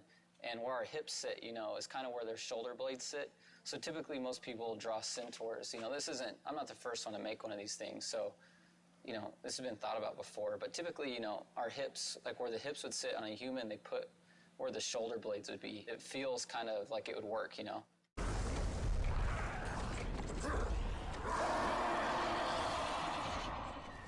Kratos was created from scratch simply because we weren't sure where we wanted to go in the third game, if we were going to change him at all, or if we were going to maintain the PS2 silhouette and essentially the same exact character. We felt like it might be an opportunity to really make some changes to him, considering the level of fidelity and sophistication and what we could create now on the PS3. We started out way out there. 2.5 years later, we decided that he looks like the PS2 model. So we're back to where we started, but it's really coming together, and it's right for the game. Kratos is a very heroic, very stylized silhouette, a very thin waist, very broad shoulders. He has kind of a swimmer's build on steroids. He's 8.5 feet tall, and he has a head the size of a 4-foot-tall person. His waist is probably thinner than all of our wives. He's a trippy-looking guy, but he reads really well in the game.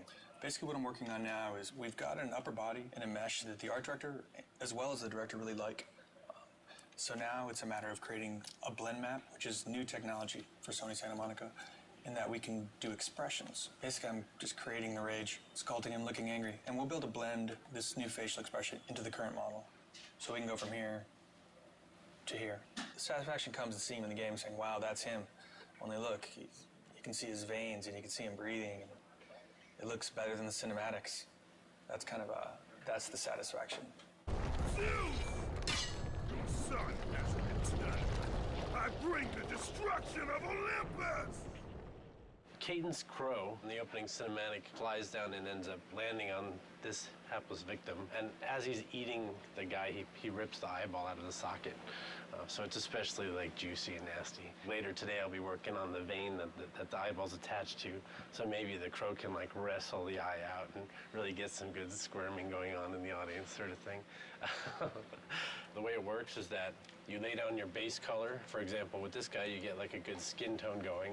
And then from there, you add additional details. Like with this guy, his main details are the cuts that he has and then the dirt that's added. There's some sort of distortion going on here, and that's because it's actually being wrapped in 3D. So you can sort of feel where the chin line is just because of how these are bending.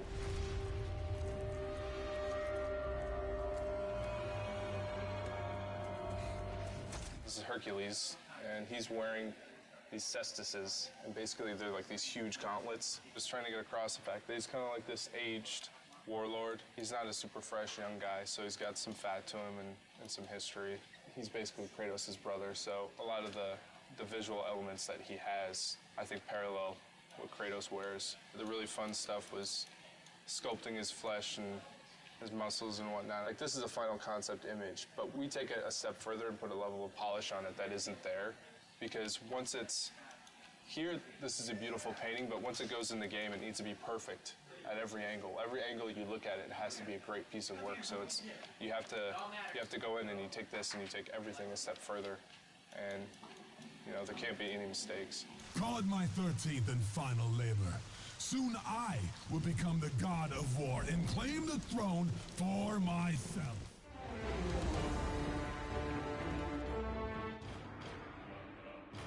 The role of a combat designer on God of War 3 is a complex role. Basically has anything to do with characters in the game. Any character you see moving in the game, attacking, fighting, are generally implemented by the combat designer. And then, of course, Kratos. What his platforming elements are going to be, what his new combat moves are going to be, what weapons he's going to use, how he's going to use them, how he walks, everything. I'm here with Jason McDonald, who's a senior combat designer on God of War 3. And we're just talking about the new features that we have in the game and what we're trying to add to the God of War franchise. Well, we've got some of Kratos' items in. He can grab a head and he can light stuff up. Now that we can play with lighting in God of War 3, we can make the entire room dark, have enemies that are attacking you in the dark, can't be seen. And when you light them up with the head, they light up for a limited amount of time, so you can attack them while you can see them, but then they are constantly disappearing. You get to parts where it's completely pitch dark and you hear the guys scream in the background.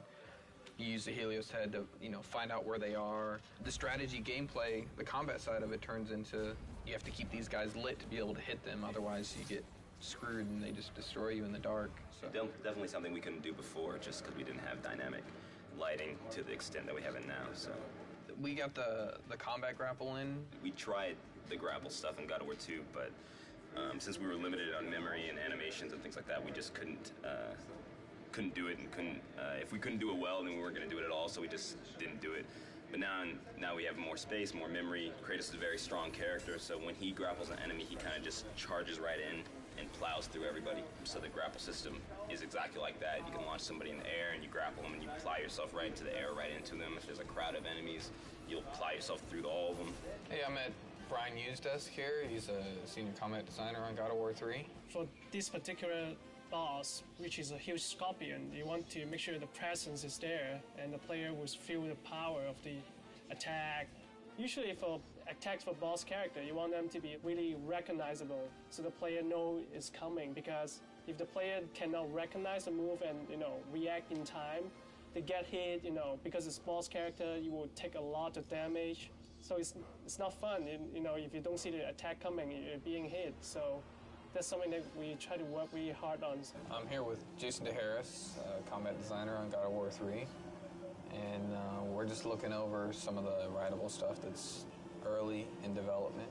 So how do you think it's going? It's all right in terms of Kratos. He still wants to kill this beast that's in his way to his ultimate goal, so it's not really his friend, so he's not really telling it to attack. He's just trying to kill it, and then the indirectness of that is the Cyclops reacting to his pain, pretty much. But then there's a challenge of making it feel responsive as well.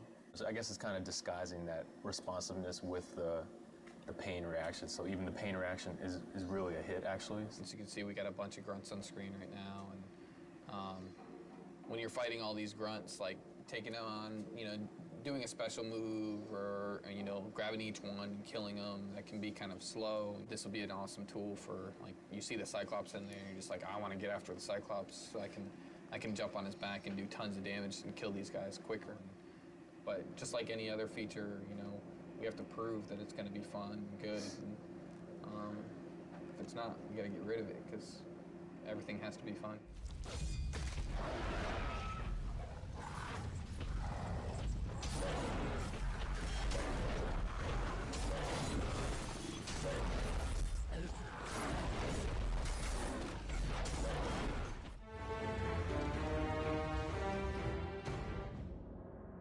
When we're starting to do an environment, we'll receive a concept from our concept artist. And they do this elaborate, crazy drawing that looks really cool. And then from that, design already has their design laid out. It's basically like a sheet. You just a bunch of blocks and boxes that gameplay's already in there, it already works. From there, we go over it and we start building our level with it. We layer on geometry, the hills, mountains, whatever's gonna be in there, and incorporate all that into the sheet so it all plays together nice and make it look pretty. Every corner in the game is pretty much unique. It's handcrafted, and that's the difference. You look at other games, it's an assembly line, it's mass-produced. They'll build a crate, and then you'll see that exact crate hundreds of times throughout the game. You don't get that in God of War. Good people here. Everybody's really talented, super talented, but nobody has an ego or anything like that, so it's great. Well. What's gratifying for me is coming in every day and actually liking the job that I'm doing. You know, I bore my girlfriend with, you know, how I'm gonna, you know, make this sweet piece of metal like even sweeter. I enjoy talking about it. She hates it. Biggest challenge is getting it done on time. You lose sense of what starts to look into you, and you actually need other people's eyes to tell that. And I think working with a team of guys that are always open to giving you advice and telling you, hey, this looks great, or hey, maybe this could be worked on a little bit, really makes the art come out to look a lot better. I'm going to show you an example of how we do collision. So here's the basic level that we're working on right now, and then we have the stuff we call sheet, which is the real basic collision stuff that Kratos walks and runs on. So this is actually built by a designer. This gives us the basic places where he needs to run and defines kind of the gameplay spaces. And then we build our art over that. So what we then have to do at a later point in development is go in and make sure there's a cylinder around here and there's a cylinder around here, and that we make sure that we put in little divots into this collision so that he doesn't get stuck on things or walk through things. And then here, you can see where he is walking, there is collision. But if you look carefully right now, because the sheet isn't actually finished, his feet move through little places in the ground and things like that. And because like there's wall, we have collision right there, he can't go through this wall, but we don't actually have any collision on this pillar, so he's gonna go weep and walk right through. So eventually that's what we'll have to do, is make sure that all that stuff is in there and that he can't walk through these pillars, and that's what collision is. This is a concept by Cecil Kim, and it's the exterior of the top of Mount Olympus with the Zeus statue there, and that's where you're going to be fighting Zeus. And this is another piece that I asked Cecil to do for me, and it's a top-down of the ground. That's when concept art really comes in handy, because we have to do so much ground that Kratos is transitioning over that it's really nice to get some fresh ideas, and I'll take his drawing here and then start fleshing it out and coming up with crazy marble and gold. And he had this cool feather idea. You get dirt and stuff picking in between the feathers, adding, I guess, an extra layer of filth to the world. You build it clean first, and then I'm going to go in here and destroy it and make it look like a fresh battle has happened in it.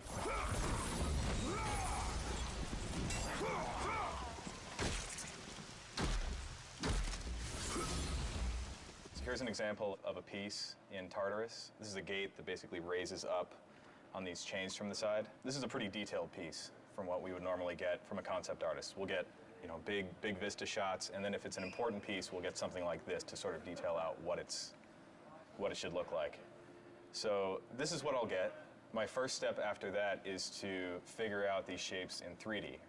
I'll create something like this. This is just a wireframe, you know, just like any video game. You know, nothing too special about it. If we bring this into a high poly modeling program to really add a lot of the detail and like the grit and the texture, this works a lot like real clay. You can see how I can just sort of work over it and obviously not be that sloppy, but that allows me to get all this detailing and stuff in. Once we get it to that point, we end up getting all that high poly detail as a texture. And you can't really see it too well on here, but I brought it up on this screen. You can see how a lot of that high detail gets transferred on there. That's really kind of one of the big cornerstones of all this next-gen stuff.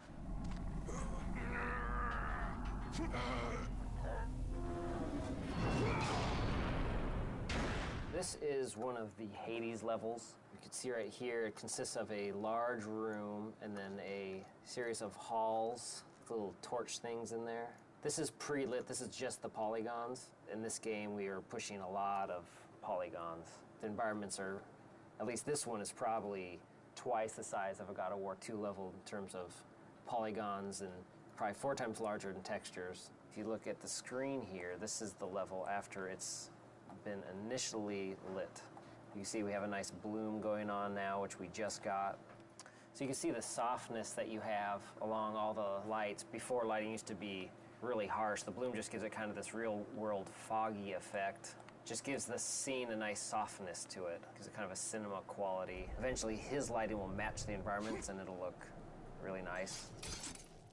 What I've been working on lately is building the environment for a movie trailer. So it's been a little different than building a regular environment. I've imported the camera and I scrub through what the camera's going to see, and I just make sure my environment fills in all the gaps. This is the base layer of what will ultimately be a pretty dense forest. This is constantly what I do. I'll just scrub through the animation, see where the camera goes, make sure I have enough detail in certain areas. If I don't have enough detail, or if you see obvious seams, I'll either cover those up or I'll consider how fast the camera's actually flying through this, and will it all be blurred out anyway, and I won't worry about it. This scene is a little more detailed than a regular environment would be, just because it is a rendered movie. So that's the end of this camera, and then it continues on.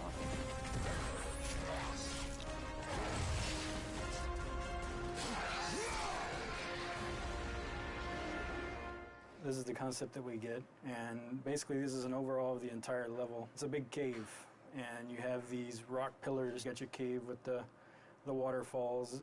You know, it has little details in there, but it gives you the whole picture.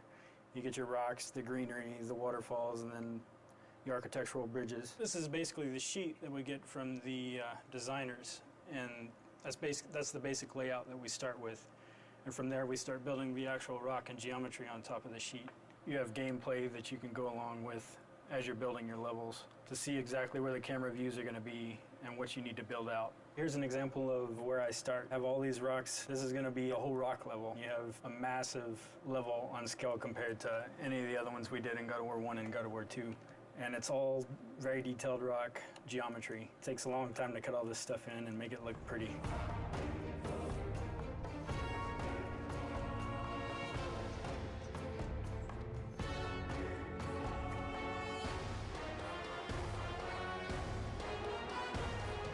Here we have the original concept art that was for the grate that I designed and modeled in 3D. So here in ZBrush, obviously, I added some rope detail. Whether it was a rope or not in the concept, it looked as close. I tried to get as close as possible, so I just assumed it would be a rope. So that's what I did here, and obviously we have some of the nails going inside. This is what it came out to be.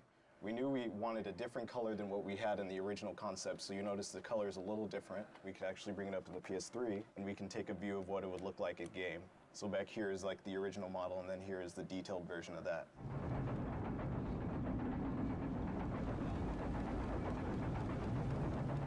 This is one of the pieces of concept art for the Olympus hub at the top of Mount Olympus. I'm in the process of arting it. You can see a lot of stuff is still just the gray block-in pieces, but starting to get some of the detail. Pretty much the way they have our tools set up, anything I build here, I can within reason quickly send it over to the development kit. I can send the entire level over so I can run around and play and interact with the environment.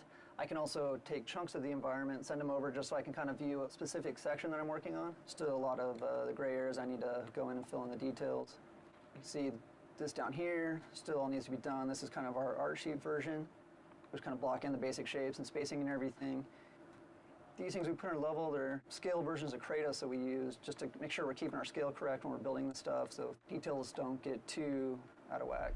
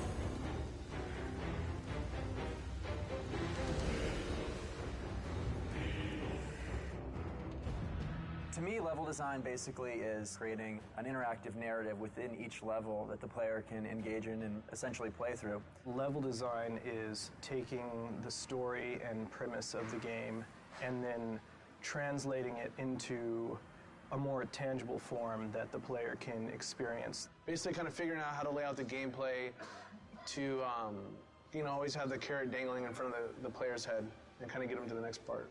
What do you think? I think that sounded amazing. The script is pretty well written out, so you get a really good written description of what's going on, like what Kratos is doing, what's happening in the story. You just kind of go from there. I get a lot of flack because I say that we put the fun in the game, and I think that's really what we do in a nutshell. One of the greatest things about game design is that you're able to take an idea that's in your head and make someone go and experience that.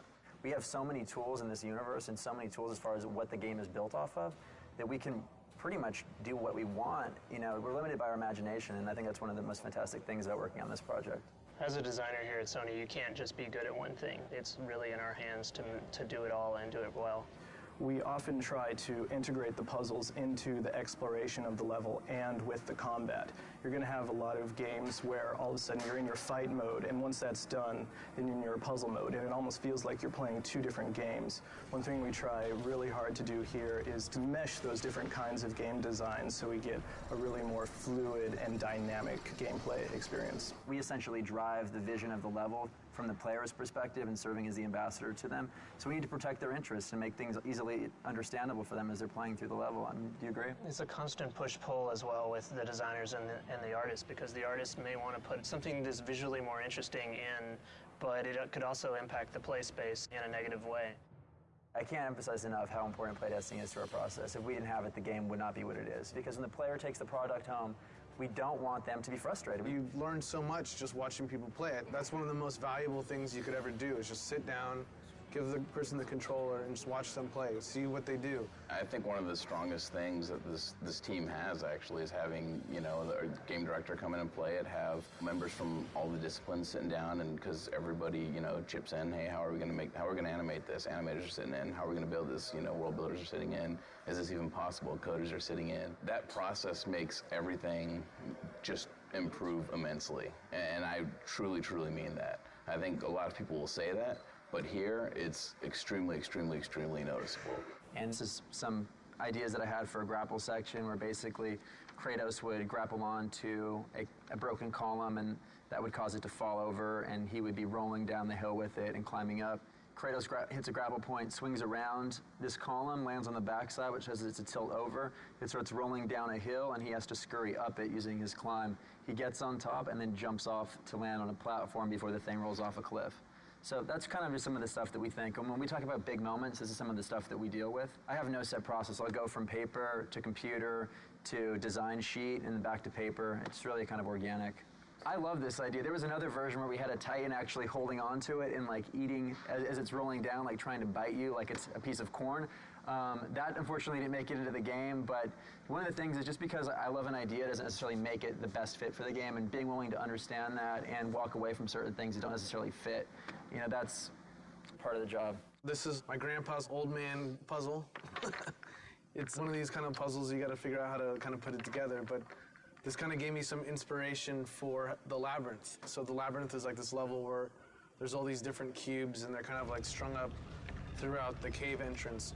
And they're all like on these pulleys and ropes, and then as you go around the level, you kind of start slowly forming your own puzzle that you're going to then go into.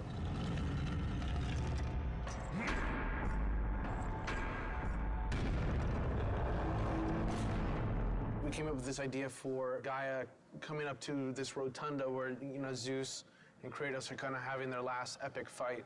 And the player's thinking, it's, mano a mano, they're just going to be battling, and then Gaia kind of comes into the picture and then ends up actually like physically ripping the whole building up and then like looking at it, and then you guys start fighting inside of it. She comes up and then like rips it off, and then she, comes up and crushes it and takes it apart.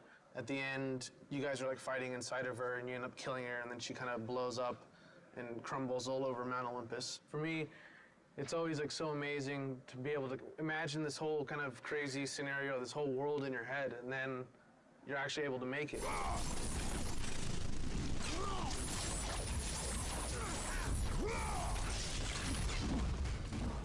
been working on the Aphrodite chamber, which is where one of the infamous lovemaking mini-games will be taking place within the larger game. This is the preliminary room that I brought up in Maya. Roughly what's going to be happening is Kratos is going to be going through a hallway here where he's going to come to this room. There's going to be a bed in the corner with curtains drawn. And as soon as he casts them open, he's going to see Aphrodite with two of her very lovely servant girls who quickly run away. She's going to go into the bed for a little hanky-panky. And we see the servants are very happy right there with what's going on. After finishing his job, Aphrodite is kind enough to draw back this large curtain, which will expose the portal, which will lead to another section of the game. So that's generally an idea of how we mock up an event relatively quickly so that we can assess how the gameplay will be, and then we can forward that off to art so that they can make it pretty. And this is some of the things that concept art has done. This is the bed right here that you saw. It looks a little more fancy than the blocks that I've been using. Once that's done, I will implement them into the game and everything will mesh together perfectly.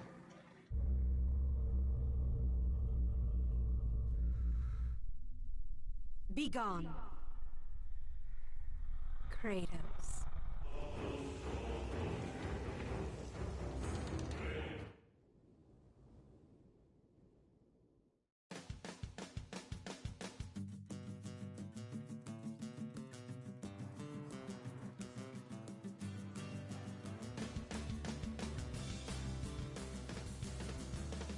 We're in San Diego this week capturing mocap for cinematics. Stigmeti and I came down here about 4 months ago just to tour the facilities. It's really impressive down here, actually. It's a big stage. They do full body mocap. They can do hands and faces down here, and they have a ton of crazy toys. It's amazing that we have this facility that Sony owns that is basically at our disposal, and the teams here are really great. We're suiting up. Getting her suited up for the day, yeah. Velcro custom suit we get made specifically for motion capture. We have some colored panels on there just to accentuate the actors when they're out there, just to make sure that we can see exactly what's going on instead of having an all-black suit with the all-black floor. And this is the Gumby suit. Ready to mocap.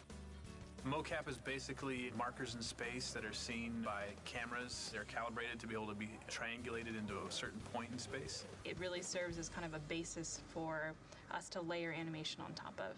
Got a little coffee. My shades on. This is how we do LA mocap. Body twist, ankle and knee. This is called the ROM, or the range of motion, where we show all of our flexibility and bendability of our body so that the computer can track our markers. Gaia and Titans are going to be climbing up Mount Olympus, so this is our Mount Olympus right there. Don't try this at home, kids. As much as I've directed before was with my little sister and my little brother when we were kids, and our parents had the video camera. But it's fun. I think if you know what to do and you can communicate with people honestly and you know what you want, they love it, and people are having fun if you are.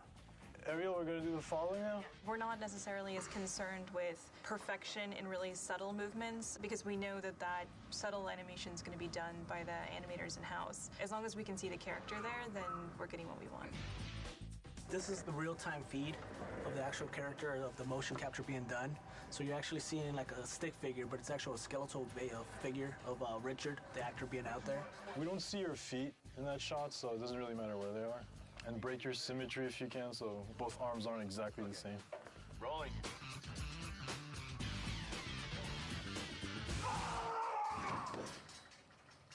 All right, thank you. That was good. Yeah, what you're actually seeing here is the mocap actor actually driving the Gaia character in real time. So, Hair down? It's definitely amazing technology. Take two, ready.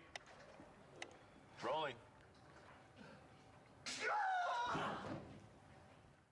All right, good, thank you.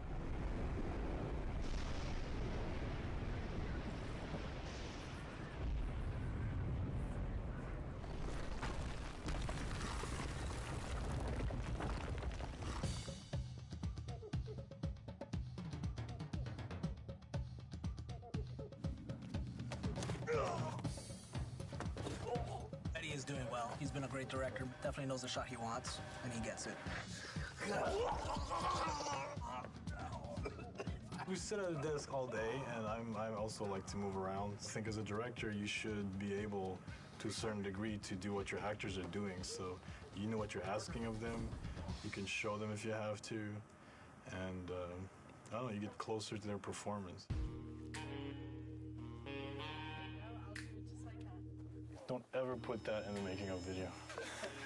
This is actually a first for me to do motion capture on a bed with pillows. We are working on the sex minigame. The sex minigame with Aphrodite. So we'll have two of the girls today just doing both the parts of the servant girls and Aphrodite, which we have blocked out. So should be an interesting afternoon. If we have time tomorrow afternoon, maybe we'll put Mehdi in a suit because there are some things I'm sure. If I'm going to do that, I'd rather do it now to do the sex minigame with Ava and Michelle. Well, I'm not directing it if you get in a suit. That's all I gotta say. I'll direct from the bed. Yeah.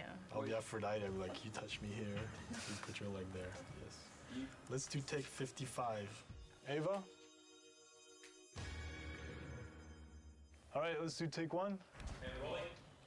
Kratos, it's been far too long. Even though you are no longer the god of war, you can still share my bed. Come, Kratos. Let us forget all about Zeus for a while. You know I cannot. Ah, is that what has you all worked up? You are trying to figure out that bridge contraption out there. Please do not deny me this one last pleasure. That was great. Cut. Ah, is that what has you all worked up? You are trying to figure out that bridge contraption out there. You men and your toys. Exactly. That's good.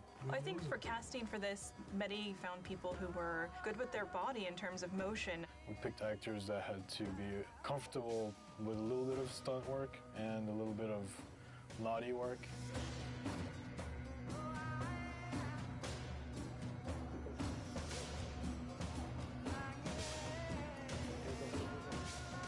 I think everything went really smoothly. And then we got really lucky because all the actors turned out to be great people and they got along really well, so there's a really good atmosphere. We went out to dinner last night and had a great time, like just talking and talking about mocap and cinematics and video games, and it's just really nice to be somewhere where people appreciate all the work that goes into it.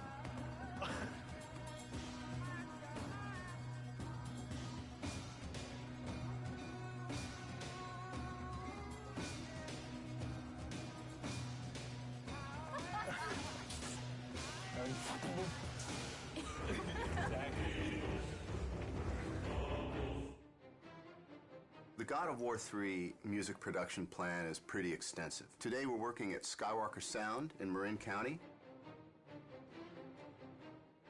We're working with the San Francisco-based musicians from the San Francisco Symphony, the San Francisco Opera, who are phenomenal. We're really fortunate to be working with legendary engineer Leslie Ann Jones. Tim Davies has orchestrated everything, and he's conducting from the podium. That's pretty sweet. He really knows the music, and he really puts his all into interpreting what the composers are after. Really pointed. Give me that nice pop on the end of each group. Here it is.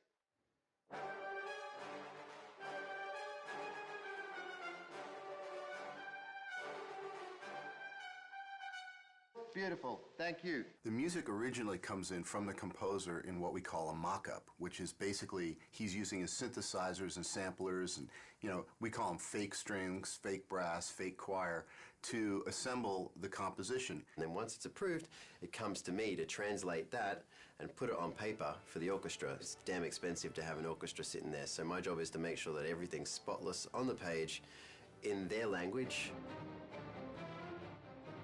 When dealing with an orchestra as a conductor, I think 75% of it is your rapport and how you can interact with the musicians, getting them to do what you want in a highly stressful situation, making it lighthearted enough that no one freaks out, but you got to keep it moving. Give me everything you've got on those crescendos at the end of each phrase. Here it is. They're a pack, and they need a leader, and they're all brilliant musicians, but there's something about when you put an orchestra together, they need that focal point, that one person that they follow. These are pretty nasty swells where you got the flutters and everything. Feel free, if it's going to be smoother, to hit the note and then start the flutter later. Okay, here we go.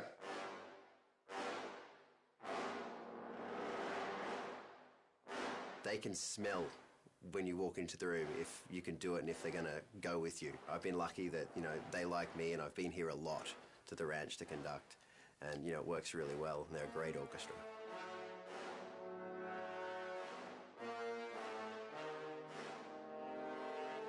Originally on God of War 1, we had several composers, many of whom have remained with us through the God of War series.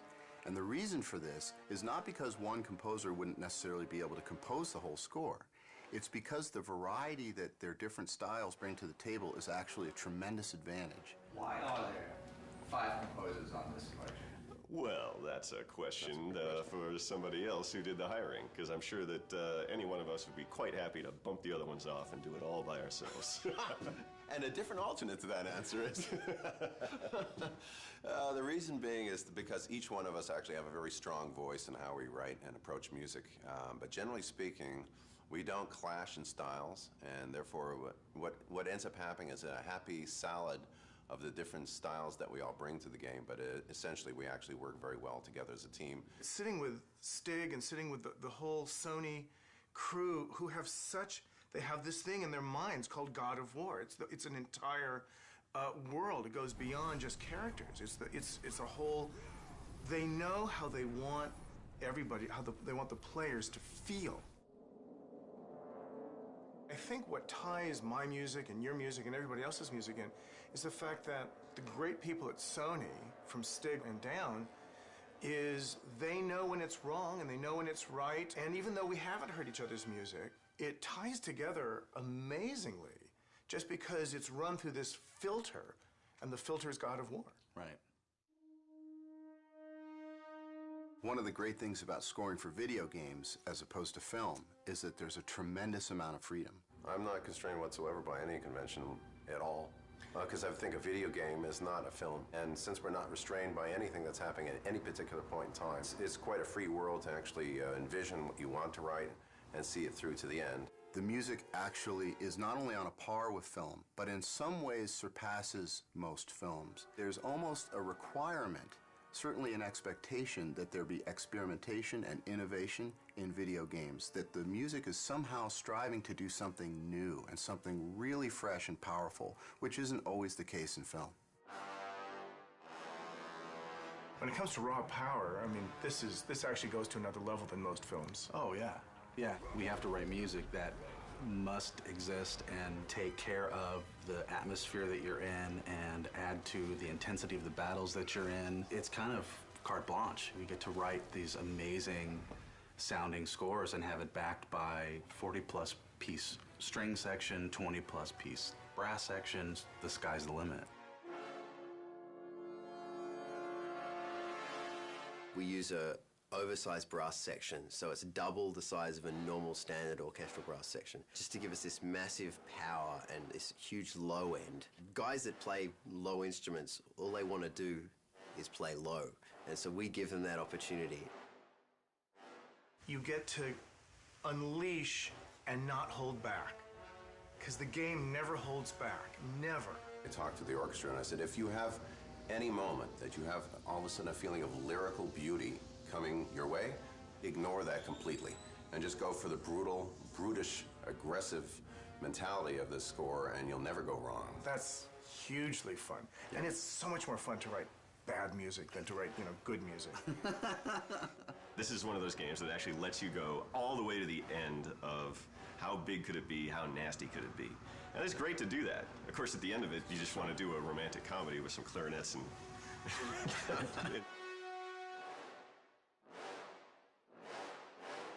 That was really good. At least as composers, we're being hired to do what we do, which is write melodic material, aggressive, edgy material that people remember. Think about when we went to go see your favorite movie as a kid, and you walk out humming the theme and you want to buy the soundtrack because it's such a great part of the experience, and that's what we're trying to do. Is to get people to buy the soundtrack to God of War 3. Yeah, I forgot. Good point. We did just go down to the studio, and we saw where the game's at, and the game, as you probably have just played through to unlock this video, is amazing.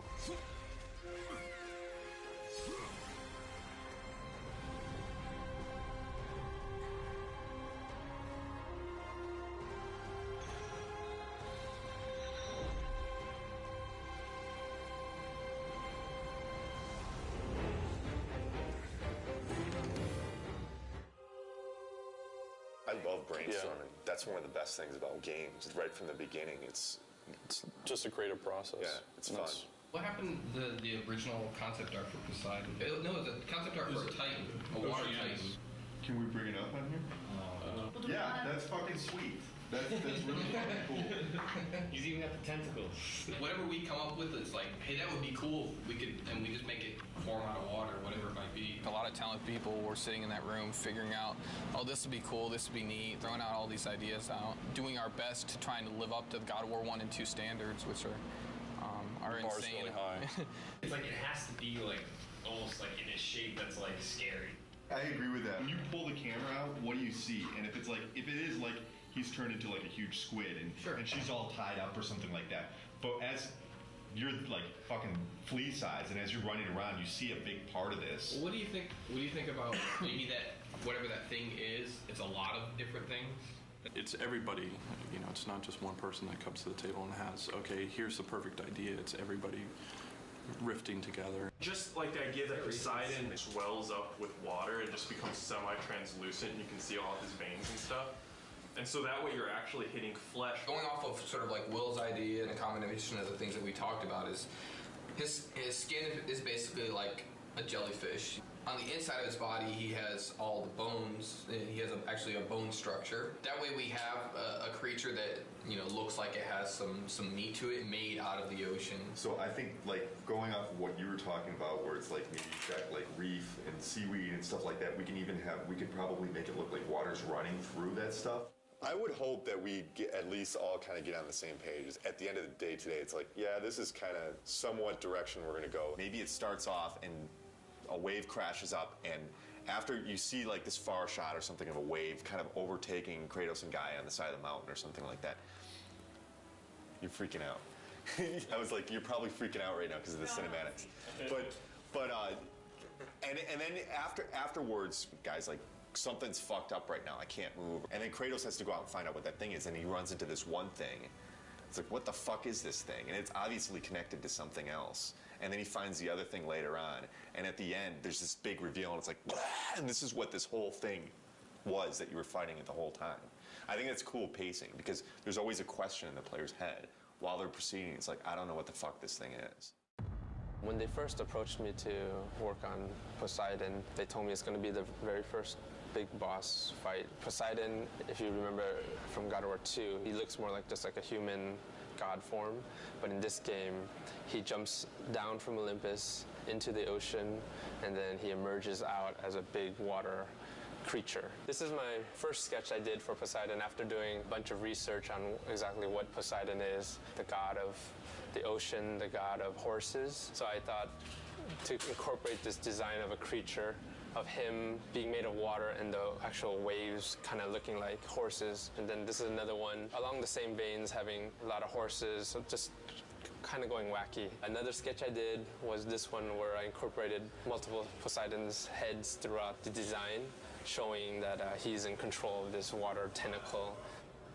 They liked this design a lot with the multiple heads, and they also liked the very first sketch with him leading the horses. They liked this one the best. So ¿Qué pasa, Esmero? Buenas noches. Direction. They saw this, they liked the feel of this, but they didn't like the direction of the octopus limbs because of previous bosses that we've had, like the Kraken. So this is just one of the limbs of the Poseidon creature, one of the arms. This one I incorporated the multiple faces, and then a lot of the crab legs, and then Buenas noches. Kind of bring back, because he's a god of horses, to kind of capture some of that feel. So eventually they decided that instead of having two different arms, you're going to just be fighting one arm. And they also like the idea of the horse. This is the final, the very end. You're gonna be opening up his chest and revealing like this membrane, jellyfish kind of membrane, where you stab and eventually kill one of his limbs. It's later gonna be revealed to you that the whole time you've been only fighting one of his limbs right here. It's gonna be a really cool, big moment in the game. Turnarounds are looking pretty nice. Today I'm gonna be having an art review. We're getting to the completion of... Qué grande ahora qué juego te vas a pasar.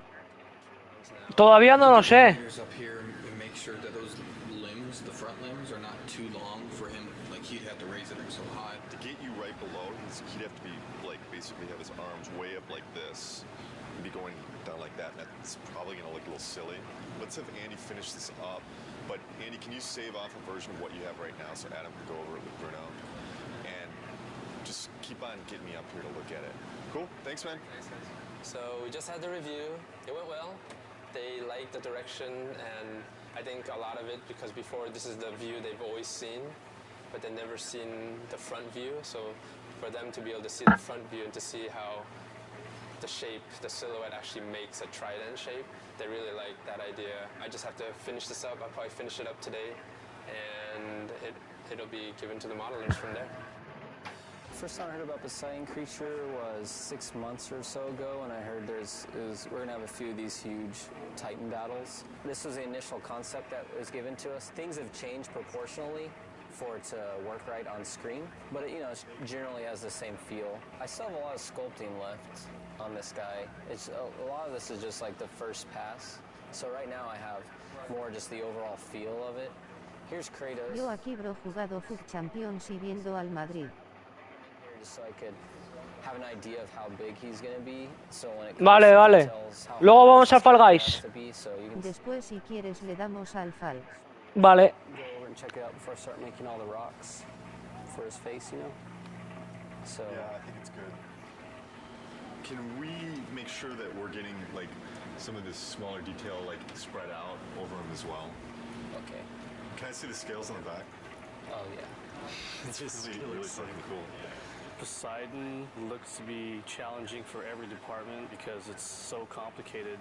When I first saw the concept, really, I kind of looked at it and was like, what the hell are you guys doing?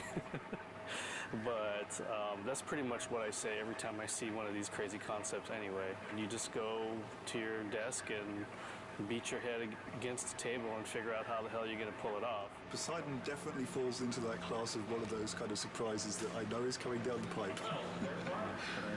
A lot of water, and that's kind of one of my worries because making good water is hard.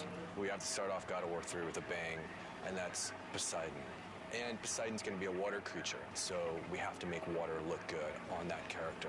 I started doing some research on how we can make a character feel as if he's basically a waterfall, if there's water running down him. And I spent a couple hours and I've put together the model that's behind me on the screen here. We basically want to try to prove the technology that we can make a model look like it has water running down it. We don't have the Poseidon model built yet, but we have Zeus. Poseidon is Zeus's brother. They'll probably have similar type proportions. So he was a good test. This is a shader that I put together. It's pretty crazy with all these different connections. There's several different normal maps that are scrolling on top of each other. This probably took me 3 hours to set up the shader on top of an existing model. So where I want to take this now is I'm going to give it to the effects department, and I want to see like chunkier spraying water kind of coming down off of him. And then basically any area where water hits the surface, we just want to get little particle spray coming off to, just give this thing more of a volume, more water volume.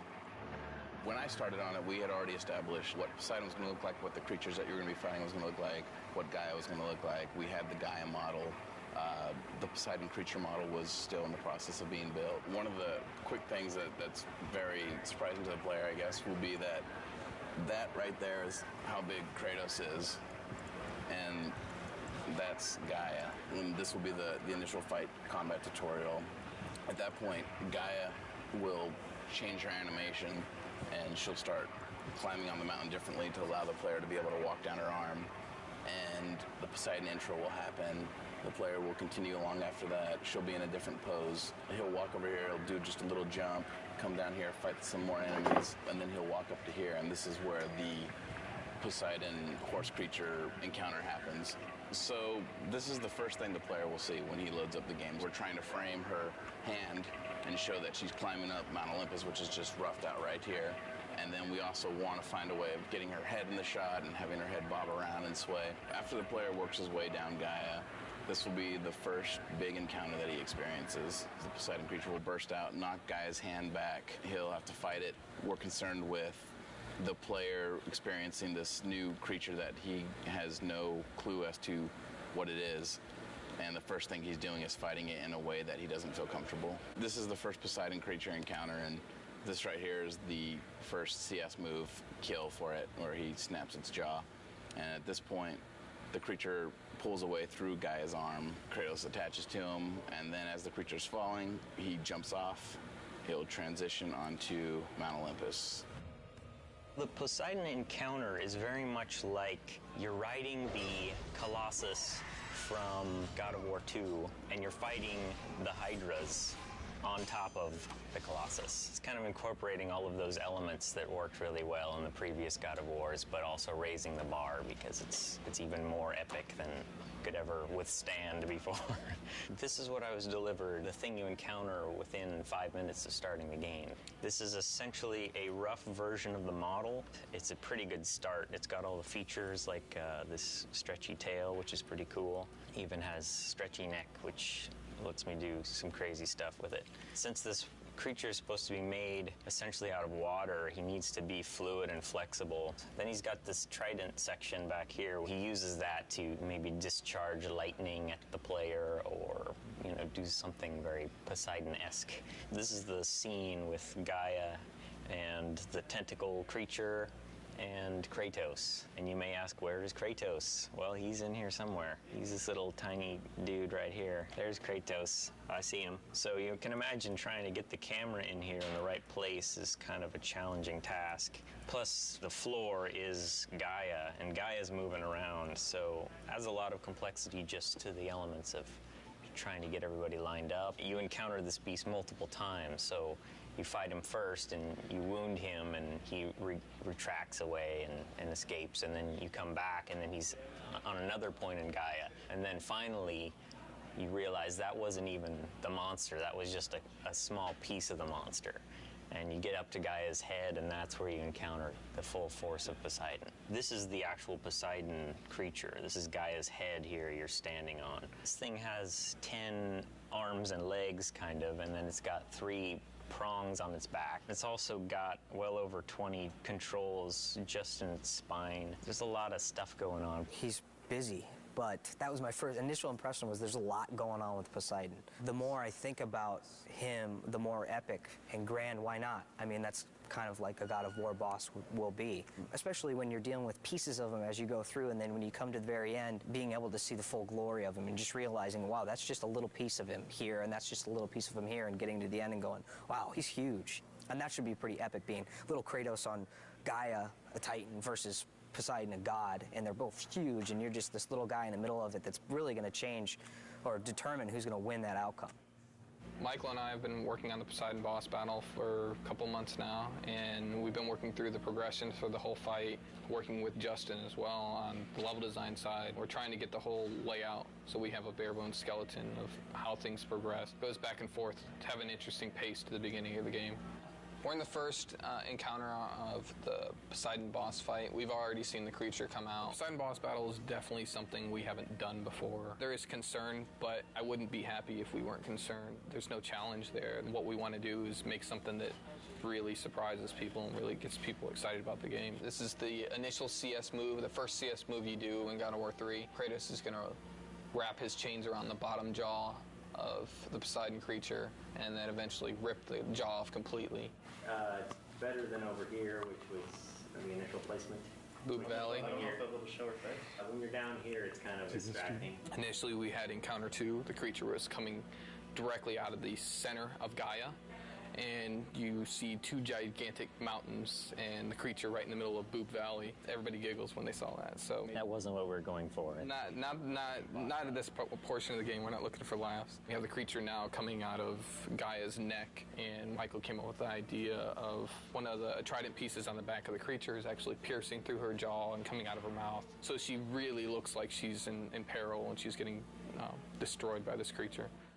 From the get-go, I came up with the idea of doing the first-person kill and giving a new perspective on Kratos' kill sequences, and Michael took the idea and ran with it. When you defeat Poseidon as his horrible watery self, you corner him down here in his humanoid form, and that's when you have to kill him off. Immediately, everybody was just like sold once they saw it in game. Yeah.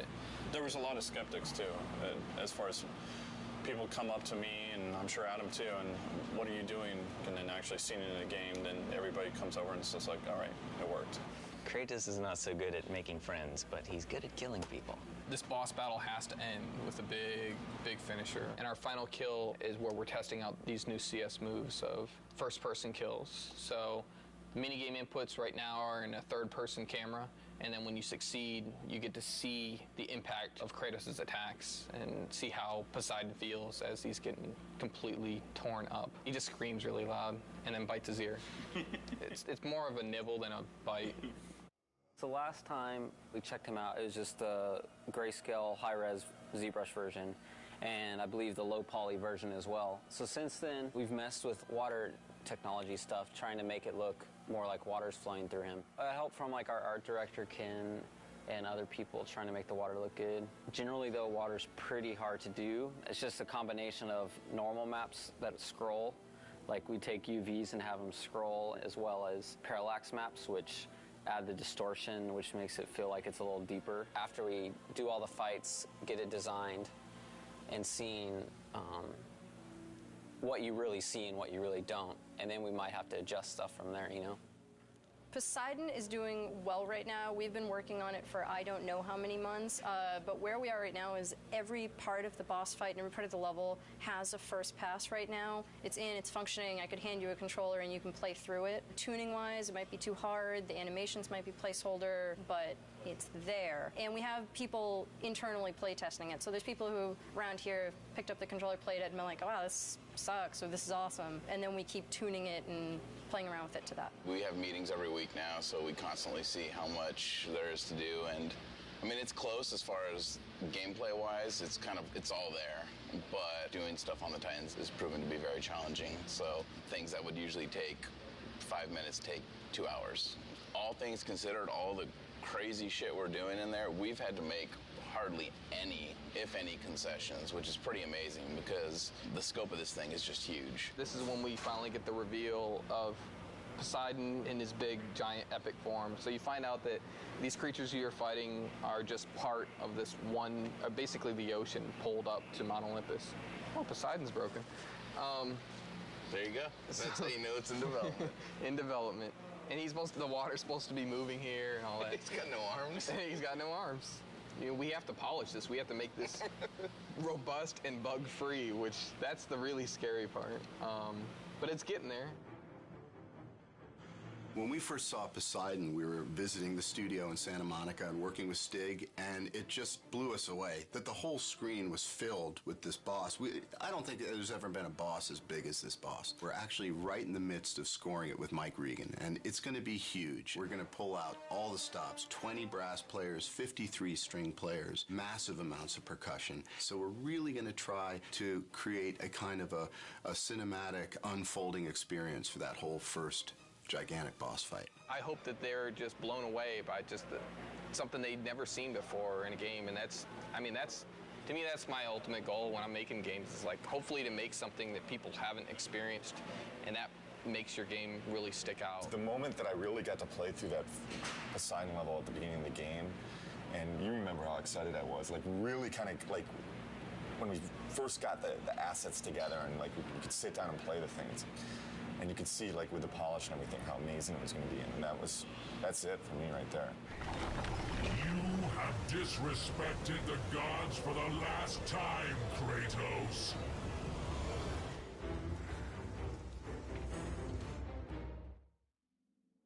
programmer's role in the game is to help make everything a reality. We make tools that allow the designers and artists to actually make the game. If the designers want to do something or the artists want to do something, if they're smart, they'll consult us and ask, can we do this? And often we'll say no, and then they'll say we want to do it, and then we'll have to do it. You give it to them, they give it to you, say what's wrong, then you give it back to them a little bit different, and then they say no, no, no. Designers are pretty modest in their requirements. Designers are artists. They want the world. The biggest challenge we face for this round of the game is content. The amount of content we need to put into a PS3 game is just order of magnitude bigger than we had to put into a PS2 game. And to drive that content around the studio, we just face, massive challenges. We've got a little line emitter here, and it's got these particles, and it squirts them out to the right. And they get to a certain age, and they die. And one of the things we can do is we can change colour of the particle over its lifespan. Starting from bottom to top, these particles start off blue, then go green, then turn red. Now, if I was an artist, I'd make them go like orange to black to whatever to express the effect that they want to. For me, I'm a programmer, so the nice, simple programmer graphics, nice, bright, solid, simple colours so that I can see when things go wrong. If I run this within Maya, then it runs the tool code that I wrote, which is this stuff, to display on the dev kit. And hopefully, so you can see, they're never going to create anything quite like this because this is horrendous programmer stuff, but they'll take this tech and what they'll do is they'll make fire pots or lava that flows. Anything that's best rendered by creating lots of little primitives and moving them all en masse in slightly different ways that aren't just pre-baked. This is the soul tech. These are Hades souls swimming down the river Styx. Right now they're above the river Styx so I can see them all because the river Styx hasn't been properly watered yet. It was my task here to get them to follow the river along a bendy spline path and then ultimately to attack you. But I haven't done that part yet. Right now I'm just at the basic stage of getting them to swim down the river. The way that I did that was allow the Maya splines to be used and imported into the game and then allow the designers to specify radii at different points of the curve. So at this point of the curve, the souls will be within that radius, and then as they come along the curve, they'll all be within this smaller radius, and then they can spread back out later here. And this is placed within the canyon just by the file structure. This loop here handles every soul. It updates all 30 of them.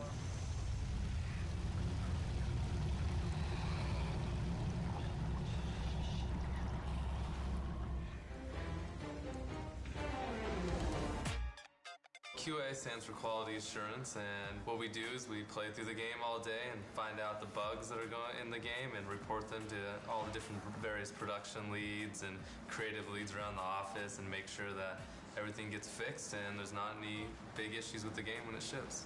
It's our responsibility to make sure the game is appropriately awesome and epic. If there is a big problem area, well, one of us will just play that area all day long, every day, do everything you can imagine that could break the game, kind of get in the mind of what people playing for the first time, because we play it every single day. Try to do everything possible in that area with every item, every spell, and make sure it's all working and none of that's crashing the game.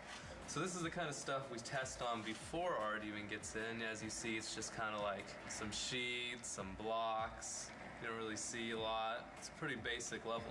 So you might see a level go from something like this, when it actually gets its art in, it looks a lot different. The spikes look a lot better, the walls have much more designs, you have the wood in the background, and it goes from designer sheet to something more pretty like this. And this tells you what level we're currently in. The red one is the one you're in, the blue one is the one that you're going to, the one that's loading in, and the white one is the one that you came from. It's very easy when you're writing up a bug to tell them which area it's happening in. These say any AI that are loaded in, so if any of those are loading in and out, we can tell which one's causing problems or causing the game to crash. Over here you have your coordinates, which is just where you are on X, Y, Z axis. It's useful for the artists because they can just type it in, and if we say there's no collision, there's a tree that Kratos is walking through. They don't really play the game very much, the artists, because they're constantly doing art. Down here, it's basically just frame rate, which is useful when we got one into the E3 demo. We use that a lot, and going to the final build, we'll be going through and documenting the frame rate everywhere and making sure everything is up to the right level of frame rate. We can see what areas are causing the frame rate to dip, that we need to have code or anybody else go through and see if they can optimize that area. So I've just submitted the bug, and now I'm going to try to see if I can take a video of it actually happening to reproduce it. The bug is that sometimes Kratos just won't grab onto the ledge when he does the jump.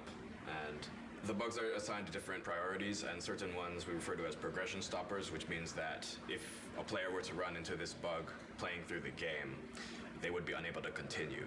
And we categorize that as an A bug. It's the absolute highest priority. So I have to make very sure that the designer gets this particular bug so that they're able to fix it, because it's very, very serious. We could get as many as 100 to 200 bugs per day during certain phases of production.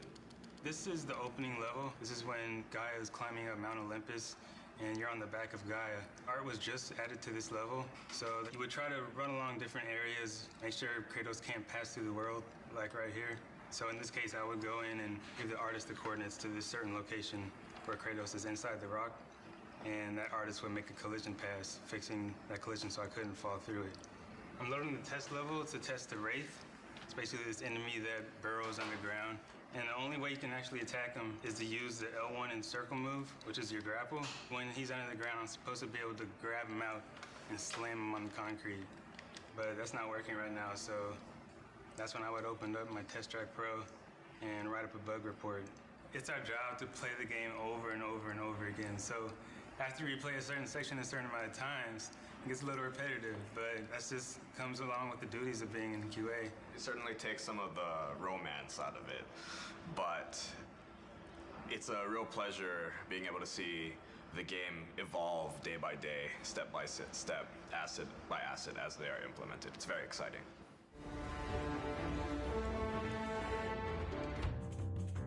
We're not quite artists. Close, but not quite. You know, some of us have artistic skills. But, we're not quite programmers either, although we do write code, right? Once again, not so much this guy. And tech art helps make the stuff, and we help people use the stuff. Because without us, nothing would get done. There's a huge gap between the engineering guys or the coders and just regular artists. So we kind of bridge that gap. Artists don't understand binary. When a programmer comes over and he's like 00101, it just goes one ear in one ear and out the other, right? Yeah, they think it's a phone number or something. We have to invent things ourselves and come across certain lines that nobody has crossed before. We're good at it though, right? Right here. We're pretty good at it. Yeah. We've done so many crazy stuff in the past that there's nothing that surprises us anymore. The artists were having trouble just building things. And their levels, the environment guys just built huge, gigantic levels. Bigger than this guy. Yes. And the levels themselves, they just get really big, and they'd only be working on a small section of it, just a little portion. And I wrote a tool that lets them pick which parts they want to use and export just that as a level. And to get that, they just came to me with a problem. They wanted to exaggerate Kratos and the torture that he does to his enemies. So we came up with a system called the zipper tech, where basically the animator would use controls to open up wherever the cut is on the character. The character artists would model out wherever the cut will take place, and we'll put the rig on top of that. So here we have the Centaur rig and the zipper tech. The Centaur's guts are going to be opened up. And so basically the animator would go in and create the CS move. You can go in and individually select these controls and open and close his gut. Here we have the guts for the centaur. They're going to be part of the props. The animator will go in and animate these guts spilling out of the centaur. And so the guts will be placed in and around here. And to further sell the point, we've got separate controls over here in the middle where you can actually pull out the insides.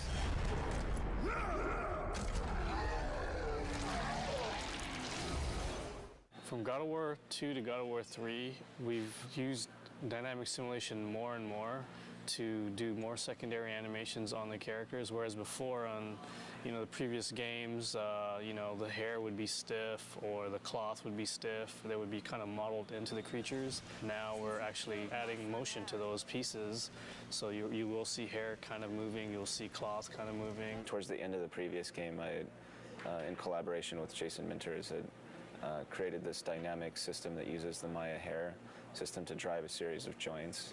So as you can see, each of the snakes on her head are independently moving. The animator did not have to individually pose all of these animations, but they have control over the physics so that they can get it to get into a pose that they want, but still when the character moves around, you'll see how the snakes will flow backwards when she goes forwards. It responds to movement, so it improves a lot of the workflow for the animators. It's pretty rewarding to see as characters go from our department through the rest of the pipeline and then come back and actually see it in the game.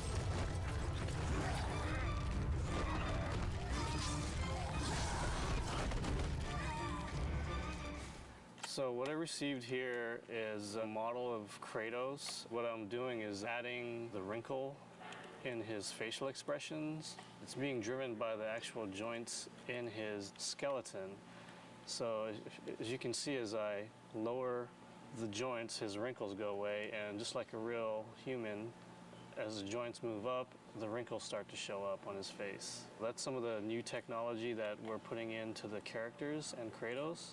Here I have another example. If I lower his shoulder, you can see veins start popping out and striations start popping out on his shoulder. So not only are we putting this technology into his face, but it's also going to be in his body. In the beginning, Yuri kind of got a little freaked out when he got the project because, it was one of those things where it was like, okay, you need to work on this thing, this crazy tail rig that will do everything that we need to get done in this game. There's 4 of us on the team, and we all kind of took a stab at it. And, it was kind of an iterative thing, but Yuri definitely solved the problem. What we see here is the battle between Kratos and Medusa is trying to constrict Kratos. The idea the rig can do dependent and independent motions. You can rotate one section at a time, I can move one control at a time. So now, for example, here, I'm affecting this part of the rig, and I'm also affecting controls that are right next to it. Things are stretching, and things stay in place or not. I think the key to it is that it's, for an animator, it's very easy to use. We can use it on many types of different creatures, tails, ropes, hair. In God of War 2, there was a creature Kraken, and that thing had huge tentacles. And Matty, he was lead animator and game lead animator back then. He animated it, and he complained a lot. And after he saw this rig, and after he saw what guys were doing with Medusa, every time I walk by him, he just thanks me for making this thing.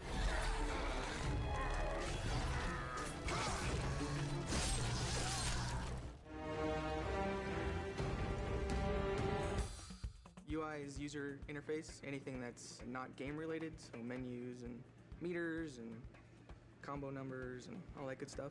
The hallmark of a good UI, I would say, is making sure that when the player goes through the menus, that they're able to navigate pretty easily and understand where everything is. And when instructions come up, we want to make sure that they're there and they're clear and they're obvious, but they don't kind of interfere with the gameplay. This is what we refer to as the shell. It's the kind of like the intro to the game. Currently, it's our alpha version, so it's somewhat simple, but basically we have a skybox in the background. You can see the clouds animating. This is the real Kratos model. We're actually calling an animation to the character. So when you choose a new game, you get a sub-menu, and you can choose if you want to play an easy, normal, or hard. Very hard is locked out in the beginning. So you can see that when I choose a game, you'll see like the camera pan into Kratos' face, and then a video starts up. So all of that has to be hand-coded. So this is the basis of the Pandora's box, the menu system that we have in-game. So it's a full 3D model, and then I get that into the UI and do everything that needs to be done to make it work. So tag it with all the tags it needs, text elements, things like that. So all these kind of proxy quads we have in here all represent a line of text that shows up in the game. We pretty much start off on this demon face side, and we zoom up real close to frame it so that it's kind of more 2D looking. This would be the power-up menu. So you go to this menu and you upgrade your weapons, and you're able to kind of zoom into the models and rotate them around. At least that's what we're hoping. So we won't make it for alpha, but we're gonna shoot for beta. You can swap between menus by hitting R1 and L1, and that rotates the camera around the box to another side, and then we frame another side of the box and put information for like the items menu. So this is the items menu. Top of the box is the status screen, so that's how many kills you have and all that good stuff. And then we push through into the box to get to the moves list. And then it goes in kind of like this cycle, so you can cycle through all of these menus in order. So pretty much what you're seeing here is the Pandora's box, and then from here you go, you swap to other screens, and we have all these kind of cool little animations going on. And eventually inside of these screens there'll be much more ancillary animations and things going on. This time around, for God of War 3 anyways, we completely switched our system up. This time it's all 3D, the same shaders that we put on game objects we use in the UI. So it opens up a whole new avenue of what we can do. It also opens up a whole new set of problems. So most definitely. Some of the problems we ran into creating the shell is using the character animation system that we have developed to animate the parts of the shell, specifically the menus. Surprisingly enough, it doesn't work that well. It works well for characters, but not well for the stuff that we need to do. So we had to add a lot of new tech to the system in order to get it working. Richard's pretty new to the UI. I mean, Richard's been here for a while at the studio, but he's just recently started helping me with the UI stuff, and so having him as a second set of eyes for this whole system has been really helpful. And he's a really technical guy, so has a good rapport with the coders, so he can get more done than I can sometimes. Yeah, it's funny because Corey will go down there and he'll ask them to do something, and they're like, no, and then, no, I'm just kidding. We're kind of the bridge between the ideas that Stig and the designers come up with and different 3D departments. We help visualize it on paper, painting it up, drawing it up in 2D, and then they take that and actually make the assets for the game. You have to come up with cool design with limited time. The design also has to make sense to art director, game director, the lead artist. So it's definitely fun, but it's stressful. What's usually given to us is a quick description and then sometimes a write-up on whatever that creature or character has to do, their function in game, and there's always sort of a highlight on special abilities or things that we need to focus on. There's only 4 concept artists here. We all sit together, so we do get to see what we're doing. I feel like I should know a lot more about Greek mythology by now. I should have my PhD degree or something. Yeah. But still, a lot of times, I just sort of make up a lot of things, and it's still a lot of fun. Right now, as you could see on my monitor, working on Pandora's Cage. This is a final concept design that was proved, and it's good to go. But to get to this point, there was a lot of sketches, a lot of color variation, a lot of input that I had to get through. We've tried maybe girls hanging together, or we tried maybe girls holding the fire torch, or we even tried the guys holding a cube, or we even tried the guys holding the torch.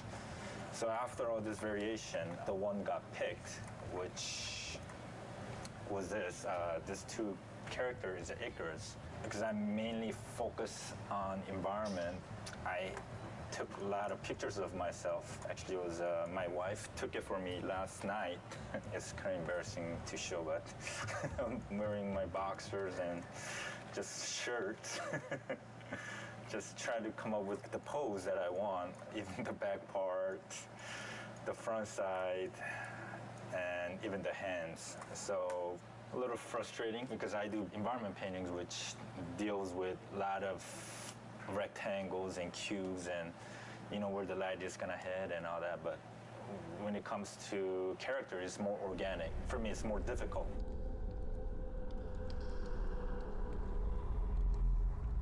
Is palettes for the gods. These are the basic thumbnails I showed to director. Then from here, we start to bring in all these location elements where each portion of the buildings are representing different levels. It's not just figuring out the entire look of the place. I also have to figure out how each sections are connected. Actual elevation of the location and how it's connected has to be pretty accurate. Every time I do a second pass on the concept, it raises so many questions again. Feedbacks means change, and after that it raises different questions, and another meeting, and feedback again, and changes. So it started with a very ambitious and very inspired task, and then slowly became a big headache. But the funny thing is, you never get to see this scale in actual game, because actual gameplay only takes place in this top section here. Like you see, it is entire concepts being drawn out from the entire mountain towards the balcony area where the most gameplays take place.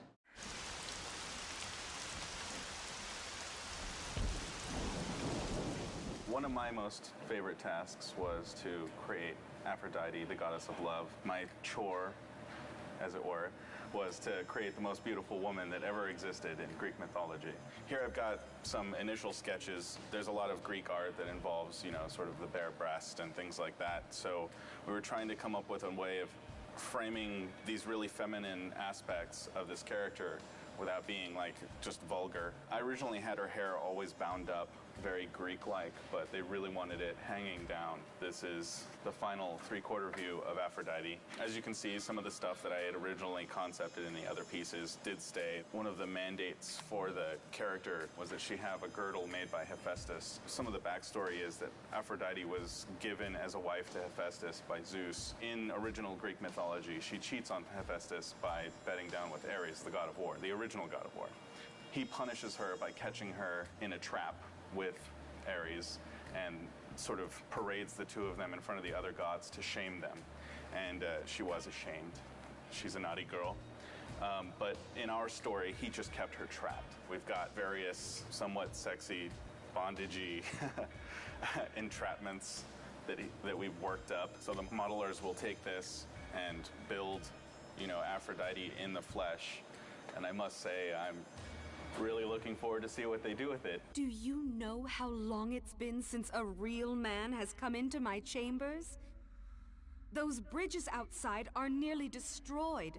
Zeus refuses to have that stupid mortal Daedalus stop working on his precious labyrinth to fix them.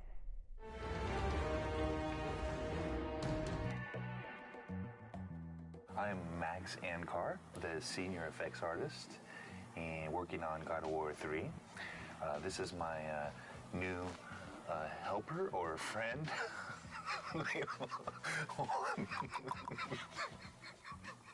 Hold on. Let's restart that. I speak in clicks. Okay, wait, hold on. Ready? This is my partner, Jesse, Cheese Whiz. That's all I can say. I'm working on God of War 3 here, making the greatest effects. Got a partner now, Jesse. He's awesome. It's going to be great having some help on God of War 3. And yeah, cool.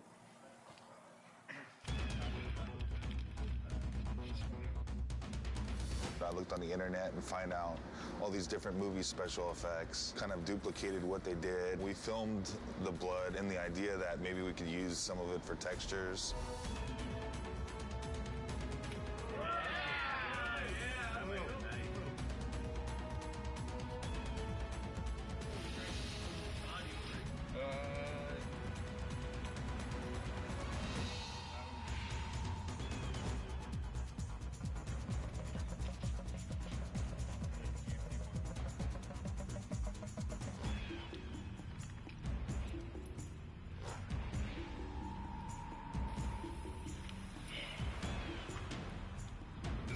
a spray.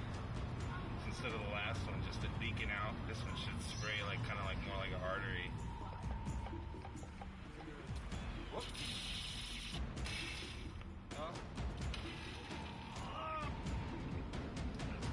Oh, that's pretty great.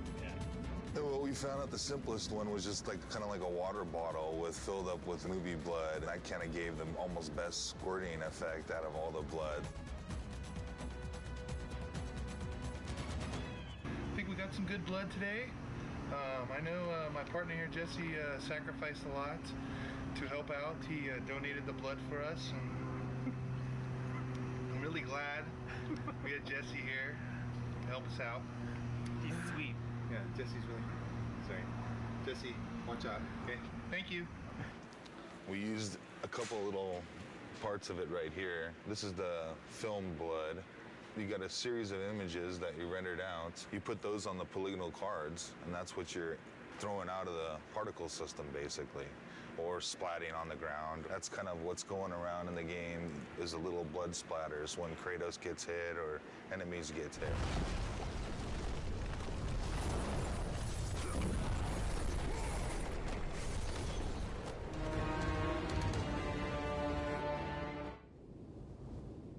This recording session for God of War that we're starting today is the culmination of a lot of preparation. This is definitely the most complicated session I've ever put together. I'm gonna go get a sweatshirt. We should go in the other room while we can, huh? One of you here and one of you here. How close do you need to be? Here, just duck under the microphone.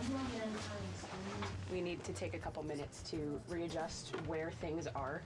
I'm a little nervous about this session, just the number of variables. We've got a lot going on. 2 actors at a time. We've got a lot of people going to be at the session. We've got facial capture, we've got teleprompters, we've got all kinds of stuff. It's a new studio. There's room for error, but I like to think that I've nailed everything down before we got there. But I'm definitely, my breath's coming a little shorter today than it normally does. We are moments away. What was it, Kratos? All I remember is what I have lost. That is why you should give me the power.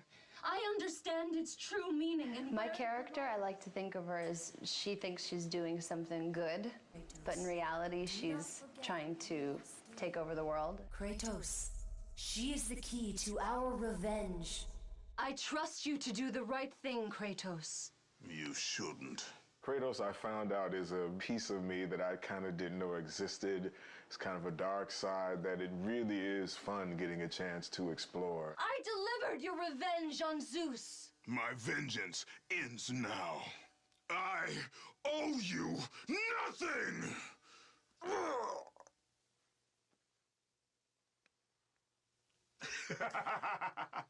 When you have the other actor in the room, you're able to come up with a rhythm. It makes it more real. I really, really like it. It gives you a chance to play off of what the other person is doing as opposed to doing it by yourself. We're getting so much from this performance that we wouldn't normally get. I'm totally stoked about it right now. You owe me this, Kratos.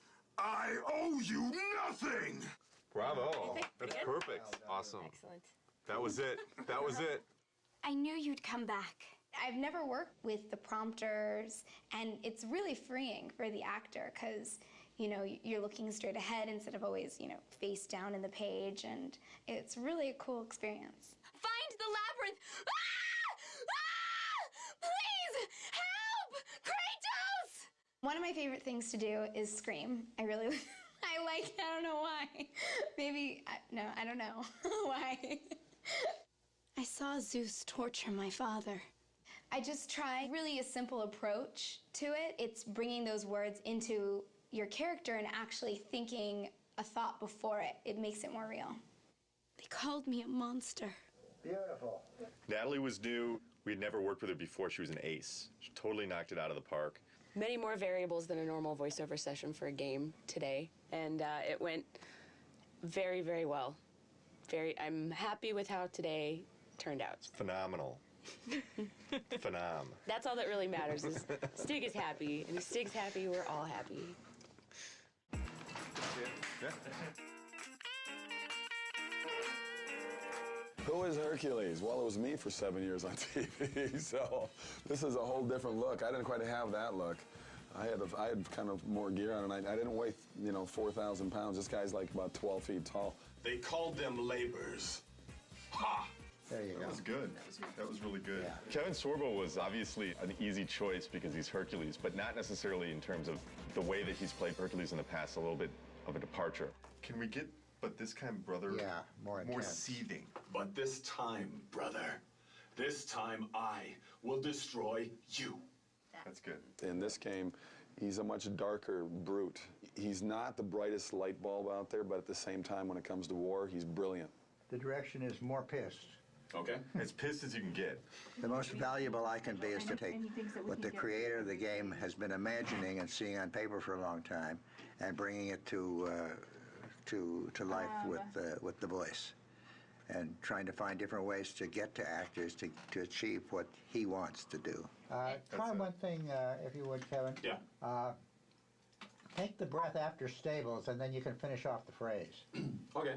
The most frustrating thing about doing voiceover is the amount of time you've got to do each line. You've got to repeat it, but you've got to also do it in so many different ways, so many different inflections, and you end up losing your voice. Have you not killed enough of your family? That's a Good. That's very good. It was a slam dunk. He really brought a passion to the character. He was very professional. His voice was kind of running out. That's when he gave some of his best stuff. Fantastic. Beautiful. Yeah. Fantastic. Thank you. It wasn't the same Hercules, not even close to it. So it was a darker and more sinister person and a more evil person to deal with and play. But, from my standpoint, it was a lot of fun. It's the way to start. New day of recording. Very excited about it. Today we're doing Rip Torn and Malcolm McDowell. The game's based on Greek mythology. This guy's like the Smith god, and he's like... Oh, he's the Vulcan. Yes, exactly. The Roman name for Hephaestus is Vulcan. He's the god of fire, and he's a great blacksmith.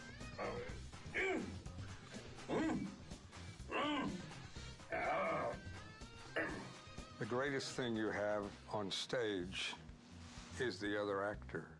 I don't get extra paper. Thank you. They are entertainment, and they are movies, and you can get involved in it. It kind of gives you a semblance of what live theater used to be when you had audience participation. Yeah, I kind of look like that. Ghost of Sparta, it is you. Well. I thought Zeus would have killed you by now.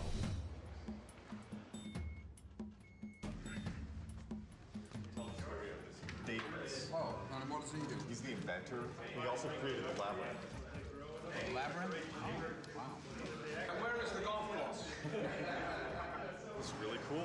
Eat lunch with Malcolm McDowell. You can't beat that. The ice storm, that will give me the power to bring my son back to me. Where is my boy? That's awesome. You bastards! That was awesome. We need one for coverage, but that was We want to protect it with one more, please. Oh, we're not going to go protecting all these takes, are we? Yeah, Don't we tell are. me we're going to do 2 fucking takes. Why don't you just use a bit of proper tape? Why do we have to do 2 takes of everything? Well, because we... Not for protection. Yeah.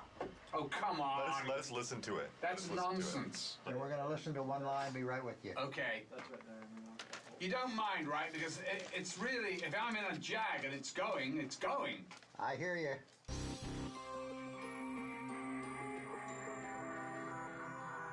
Could we do the line to escape it, please, Yes. one more time?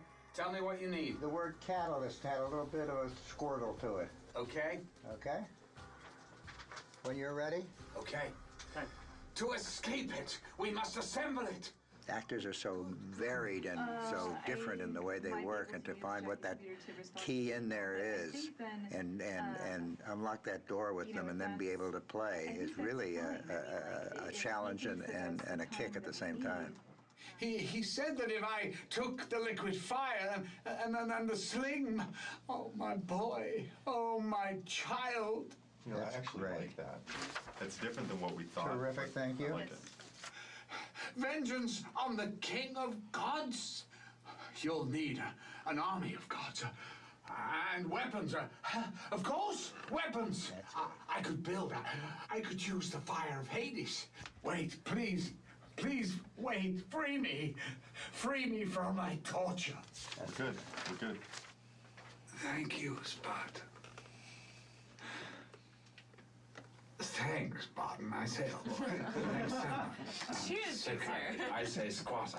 We're not used to people coming in here and nailing it so, like, basically knocking it out of the park like this. So Oh, really? we had more time, so. Well, no, okay. Well, listen, I just thought, oh my God, I thought I had reams and reams and I had to do everything twice. And it was like, oh my God, if you've got it, right? Right. Yeah, we got some great stuff. Great. It's fantastic. Terrific.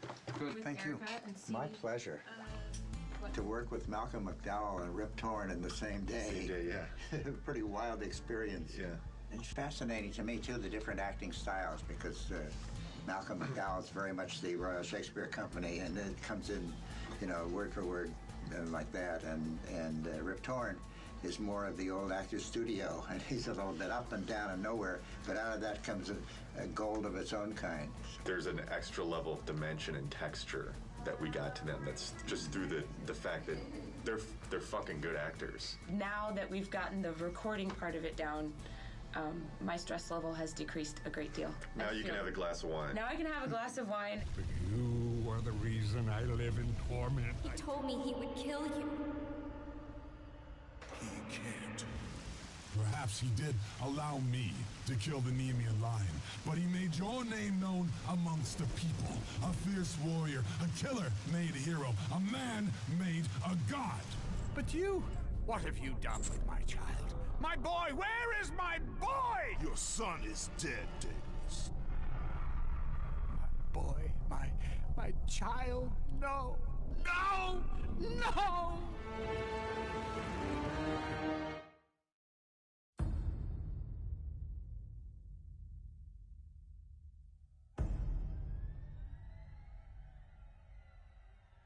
Antes de la era en la que tuvo lugar el ocaso de los dioses, una leyenda se alzó para reclamar su lugar entre ellos. Y a pesar de que Kratos ascendió al trono como nuevo dios de la guerra, los recuerdos de su familia lo perturbaban. Una familia a la que él mismo asesinó. Pero las manos de la muerte no pudieron con él. Las hermanas del destino no pudieron controlarlo. Y en este día, el hombre, la leyenda, Kratos, saboreará su venganza.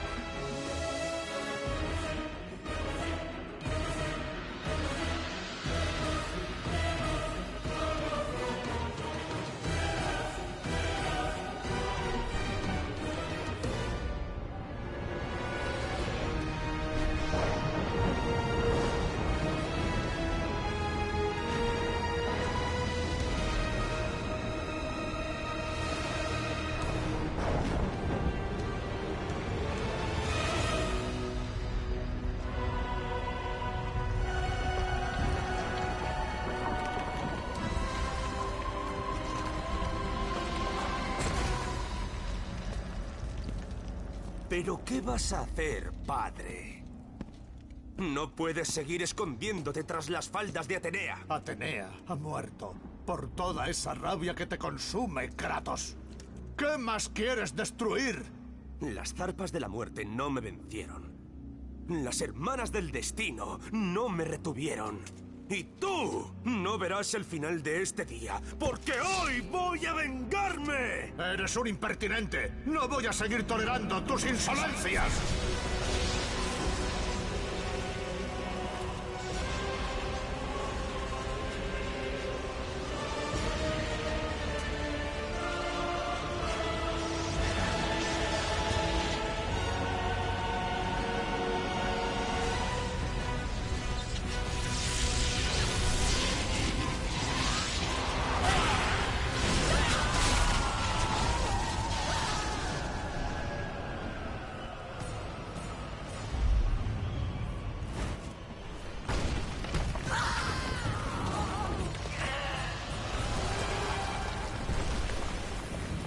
¡Gaia!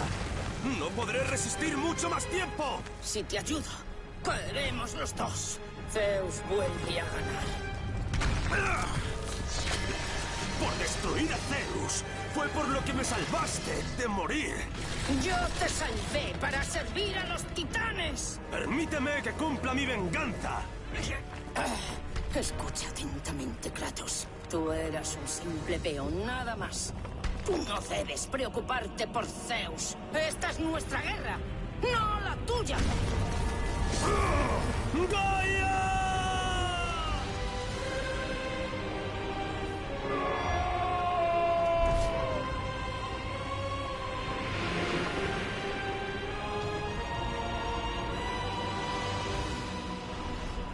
He vivido como un guerrero. He muerto como un dios. He sufrido el peor de los sacrificios. Y he sido condenado. Yo venceré al Olimpo. Cumpliré mi venganza. Kratos, ¿eres tú? ¿Esto significa que el señor Hades ha dejado de gobernar? El dios del inframundo ha muerto. ¿Muerto? ¡Ja! La verdad es que Hades merecía sufrir, pero no creía que se le pudiera matar. Los olímpicos acostumbráis a sobreestimaros. ¡Ja! Interesante. Lo tendré en cuenta, espartano.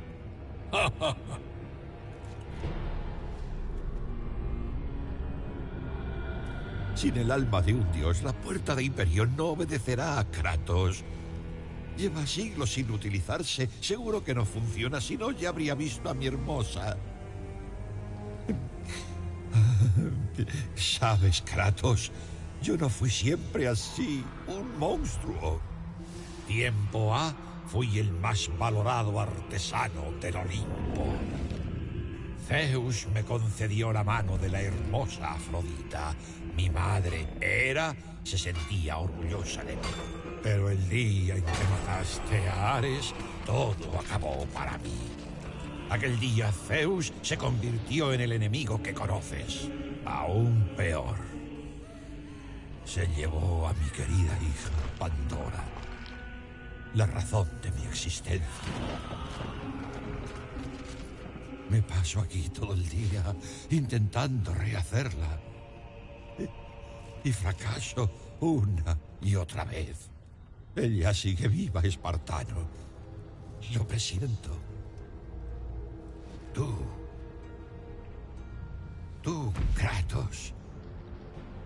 Tú podrías devolvérmela. Tu hija no es para nada asunto mío. Pero seguro que puedes entenderlo. Tú también fuiste padre.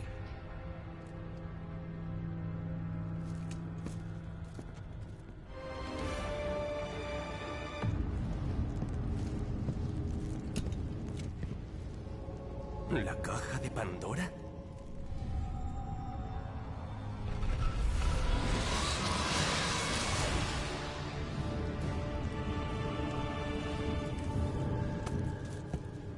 ¿Qué significa esto? Tus ojos no te engañan, Kratos. Es la misma caja que abriste hace años. Aún contiene el poder de matar a los dioses. Liberé ese poder cuando maté a Ares. No. Dentro de la caja hay un poder todavía mayor. Un poder que el mundo no conoce. Todo comenzó cuando Zeus venció a los titanes en la Gran Guerra.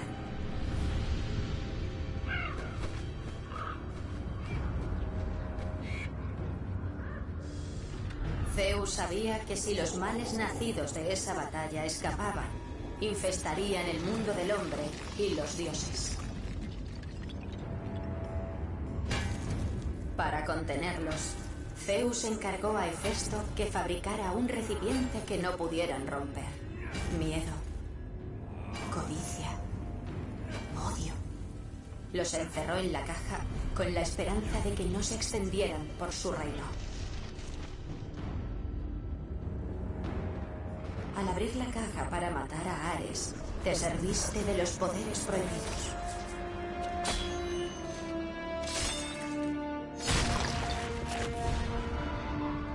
Cuando te vio vencer, el miedo atenazó a Zeus.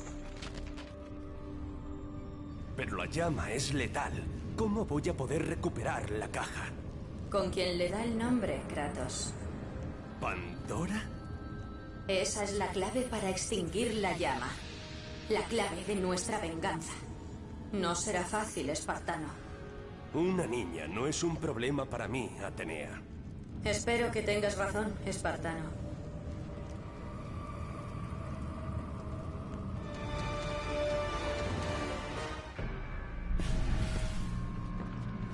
¿Afrodita? Sabía que volverías conmigo. ¡Kratos!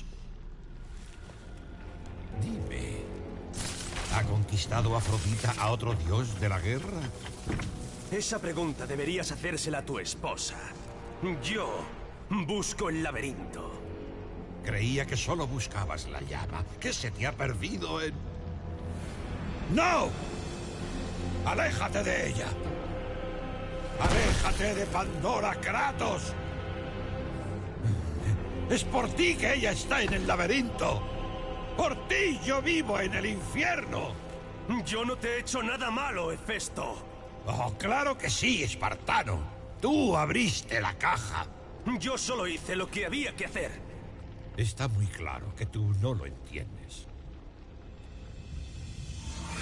Los males de la Gran Guerra no fueron fáciles de contener. Forjé la caja con un poder mayor que el de los propios dioses. La llama del Olimpo. A medida que el metal iba tomando forma, fui consciente de que solamente la llama sería capaz de protegerlo. Tenía cerradura. Solamente hacía falta una llave. Era la forma de recuperar la caja. Creada a partir del corazón de la llama, la llave cobró vida propia. Pandora, una niña, no estaba viva ni muerta. Yo la quería, espartano, y ella me quería a mí como a un padre. Cuando Zeus vino a llevarse la caja, preferí esconder a Pandora. Le dije que el lugar más seguro para tener la caja sería la espalda de Cronos. Al fin y al cabo, ¿quién podría con él? Mentí. Lo hice por salvar a mi hija. Estoy seguro de que tú lo entiendes. Fue cuando tú conseguiste abrir la caja cuando se descubrió mi mentira. Zeus me torturó hasta que le conté la verdad sobre mi querida Pandora. Entonces se la llevó y me dejó solo con mi tormento.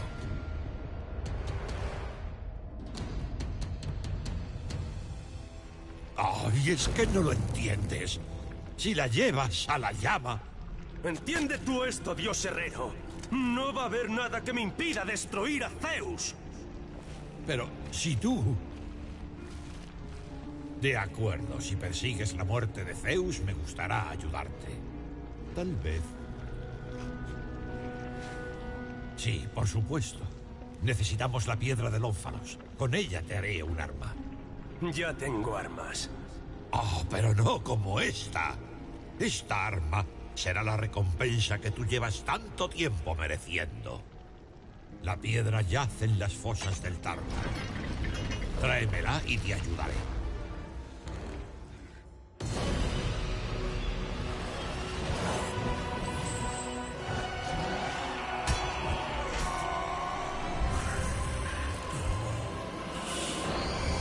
La esperanza nos hace fuertes. Ella nos ha traído hasta aquí. Es nuestra arma cuando lo demás está perdido.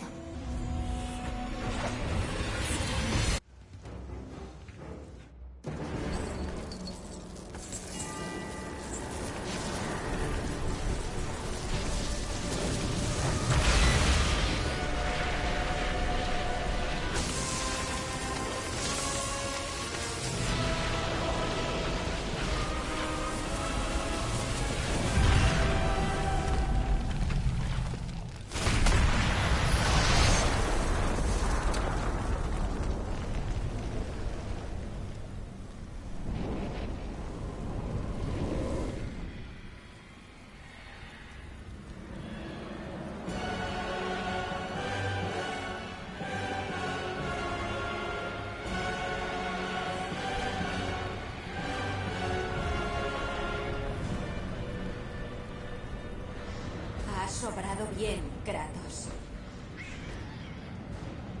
El mundo, libre de las cadenas del Olimpo y purificado en el caos, está listo para oír mi mensaje. Mira a tu alrededor. El mundo es una pura ruina.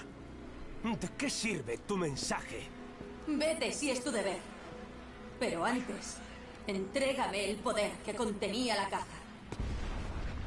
La caja estaba vacía. Eso no es cierto. Puedo verlo en tus ojos. Usaste mi poder para matar a Zeus. Y todavía lo conservas. ¿No lo entiendes? Cuando Zeus reunió todos los males y los encerró en la caja, yo temía lo que sucedería si se volvía a abrir. Así, invoqué el arma más poderosa del mundo y la guardé en la caja.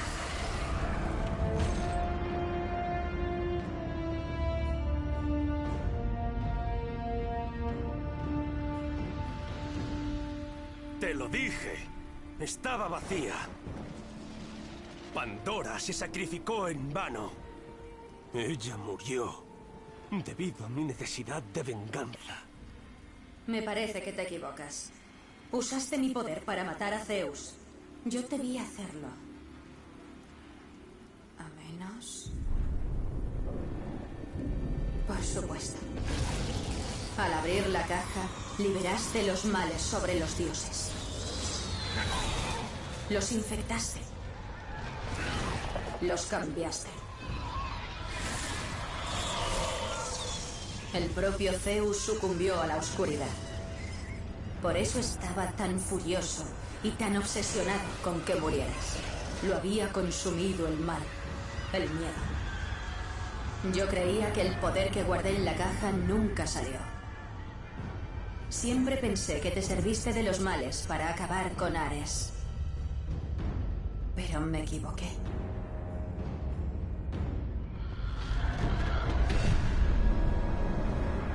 El poder que sacaste de la caja era mío.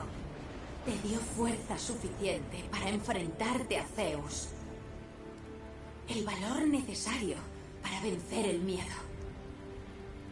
En el fondo de tu corazón, Kratos, hay esperanza.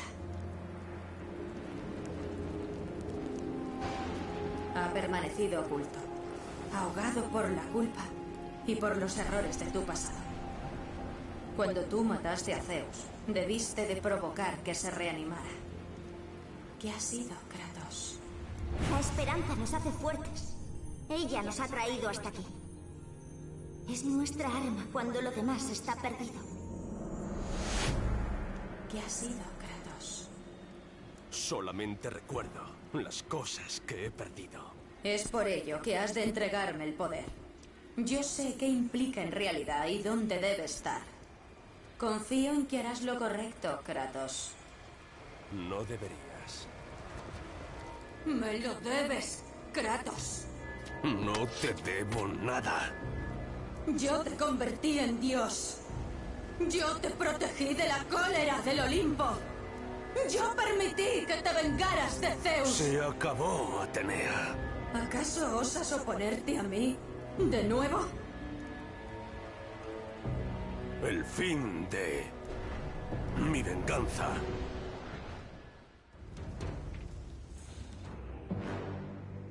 ¡Necio! ¿Pero qué has hecho?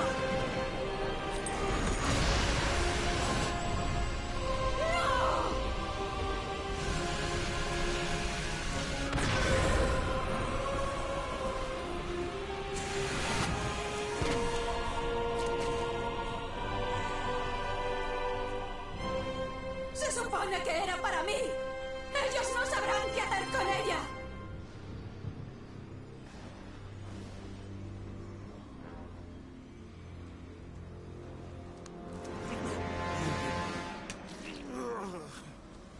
Me decepcionas, espartano.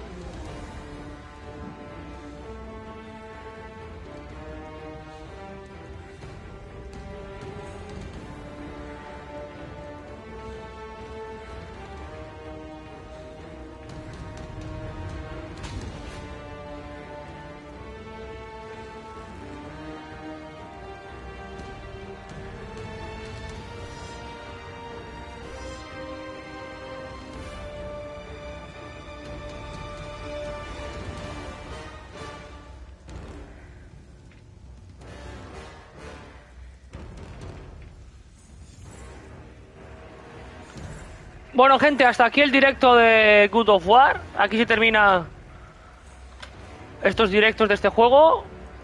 Ha sido un placer de jugarlo. Y nos vemos en el siguiente vídeo. Gracias, un saludo a Esmero. Y un saludo a Viral. Y a yo. Venga, nos vemos. Hasta ahora.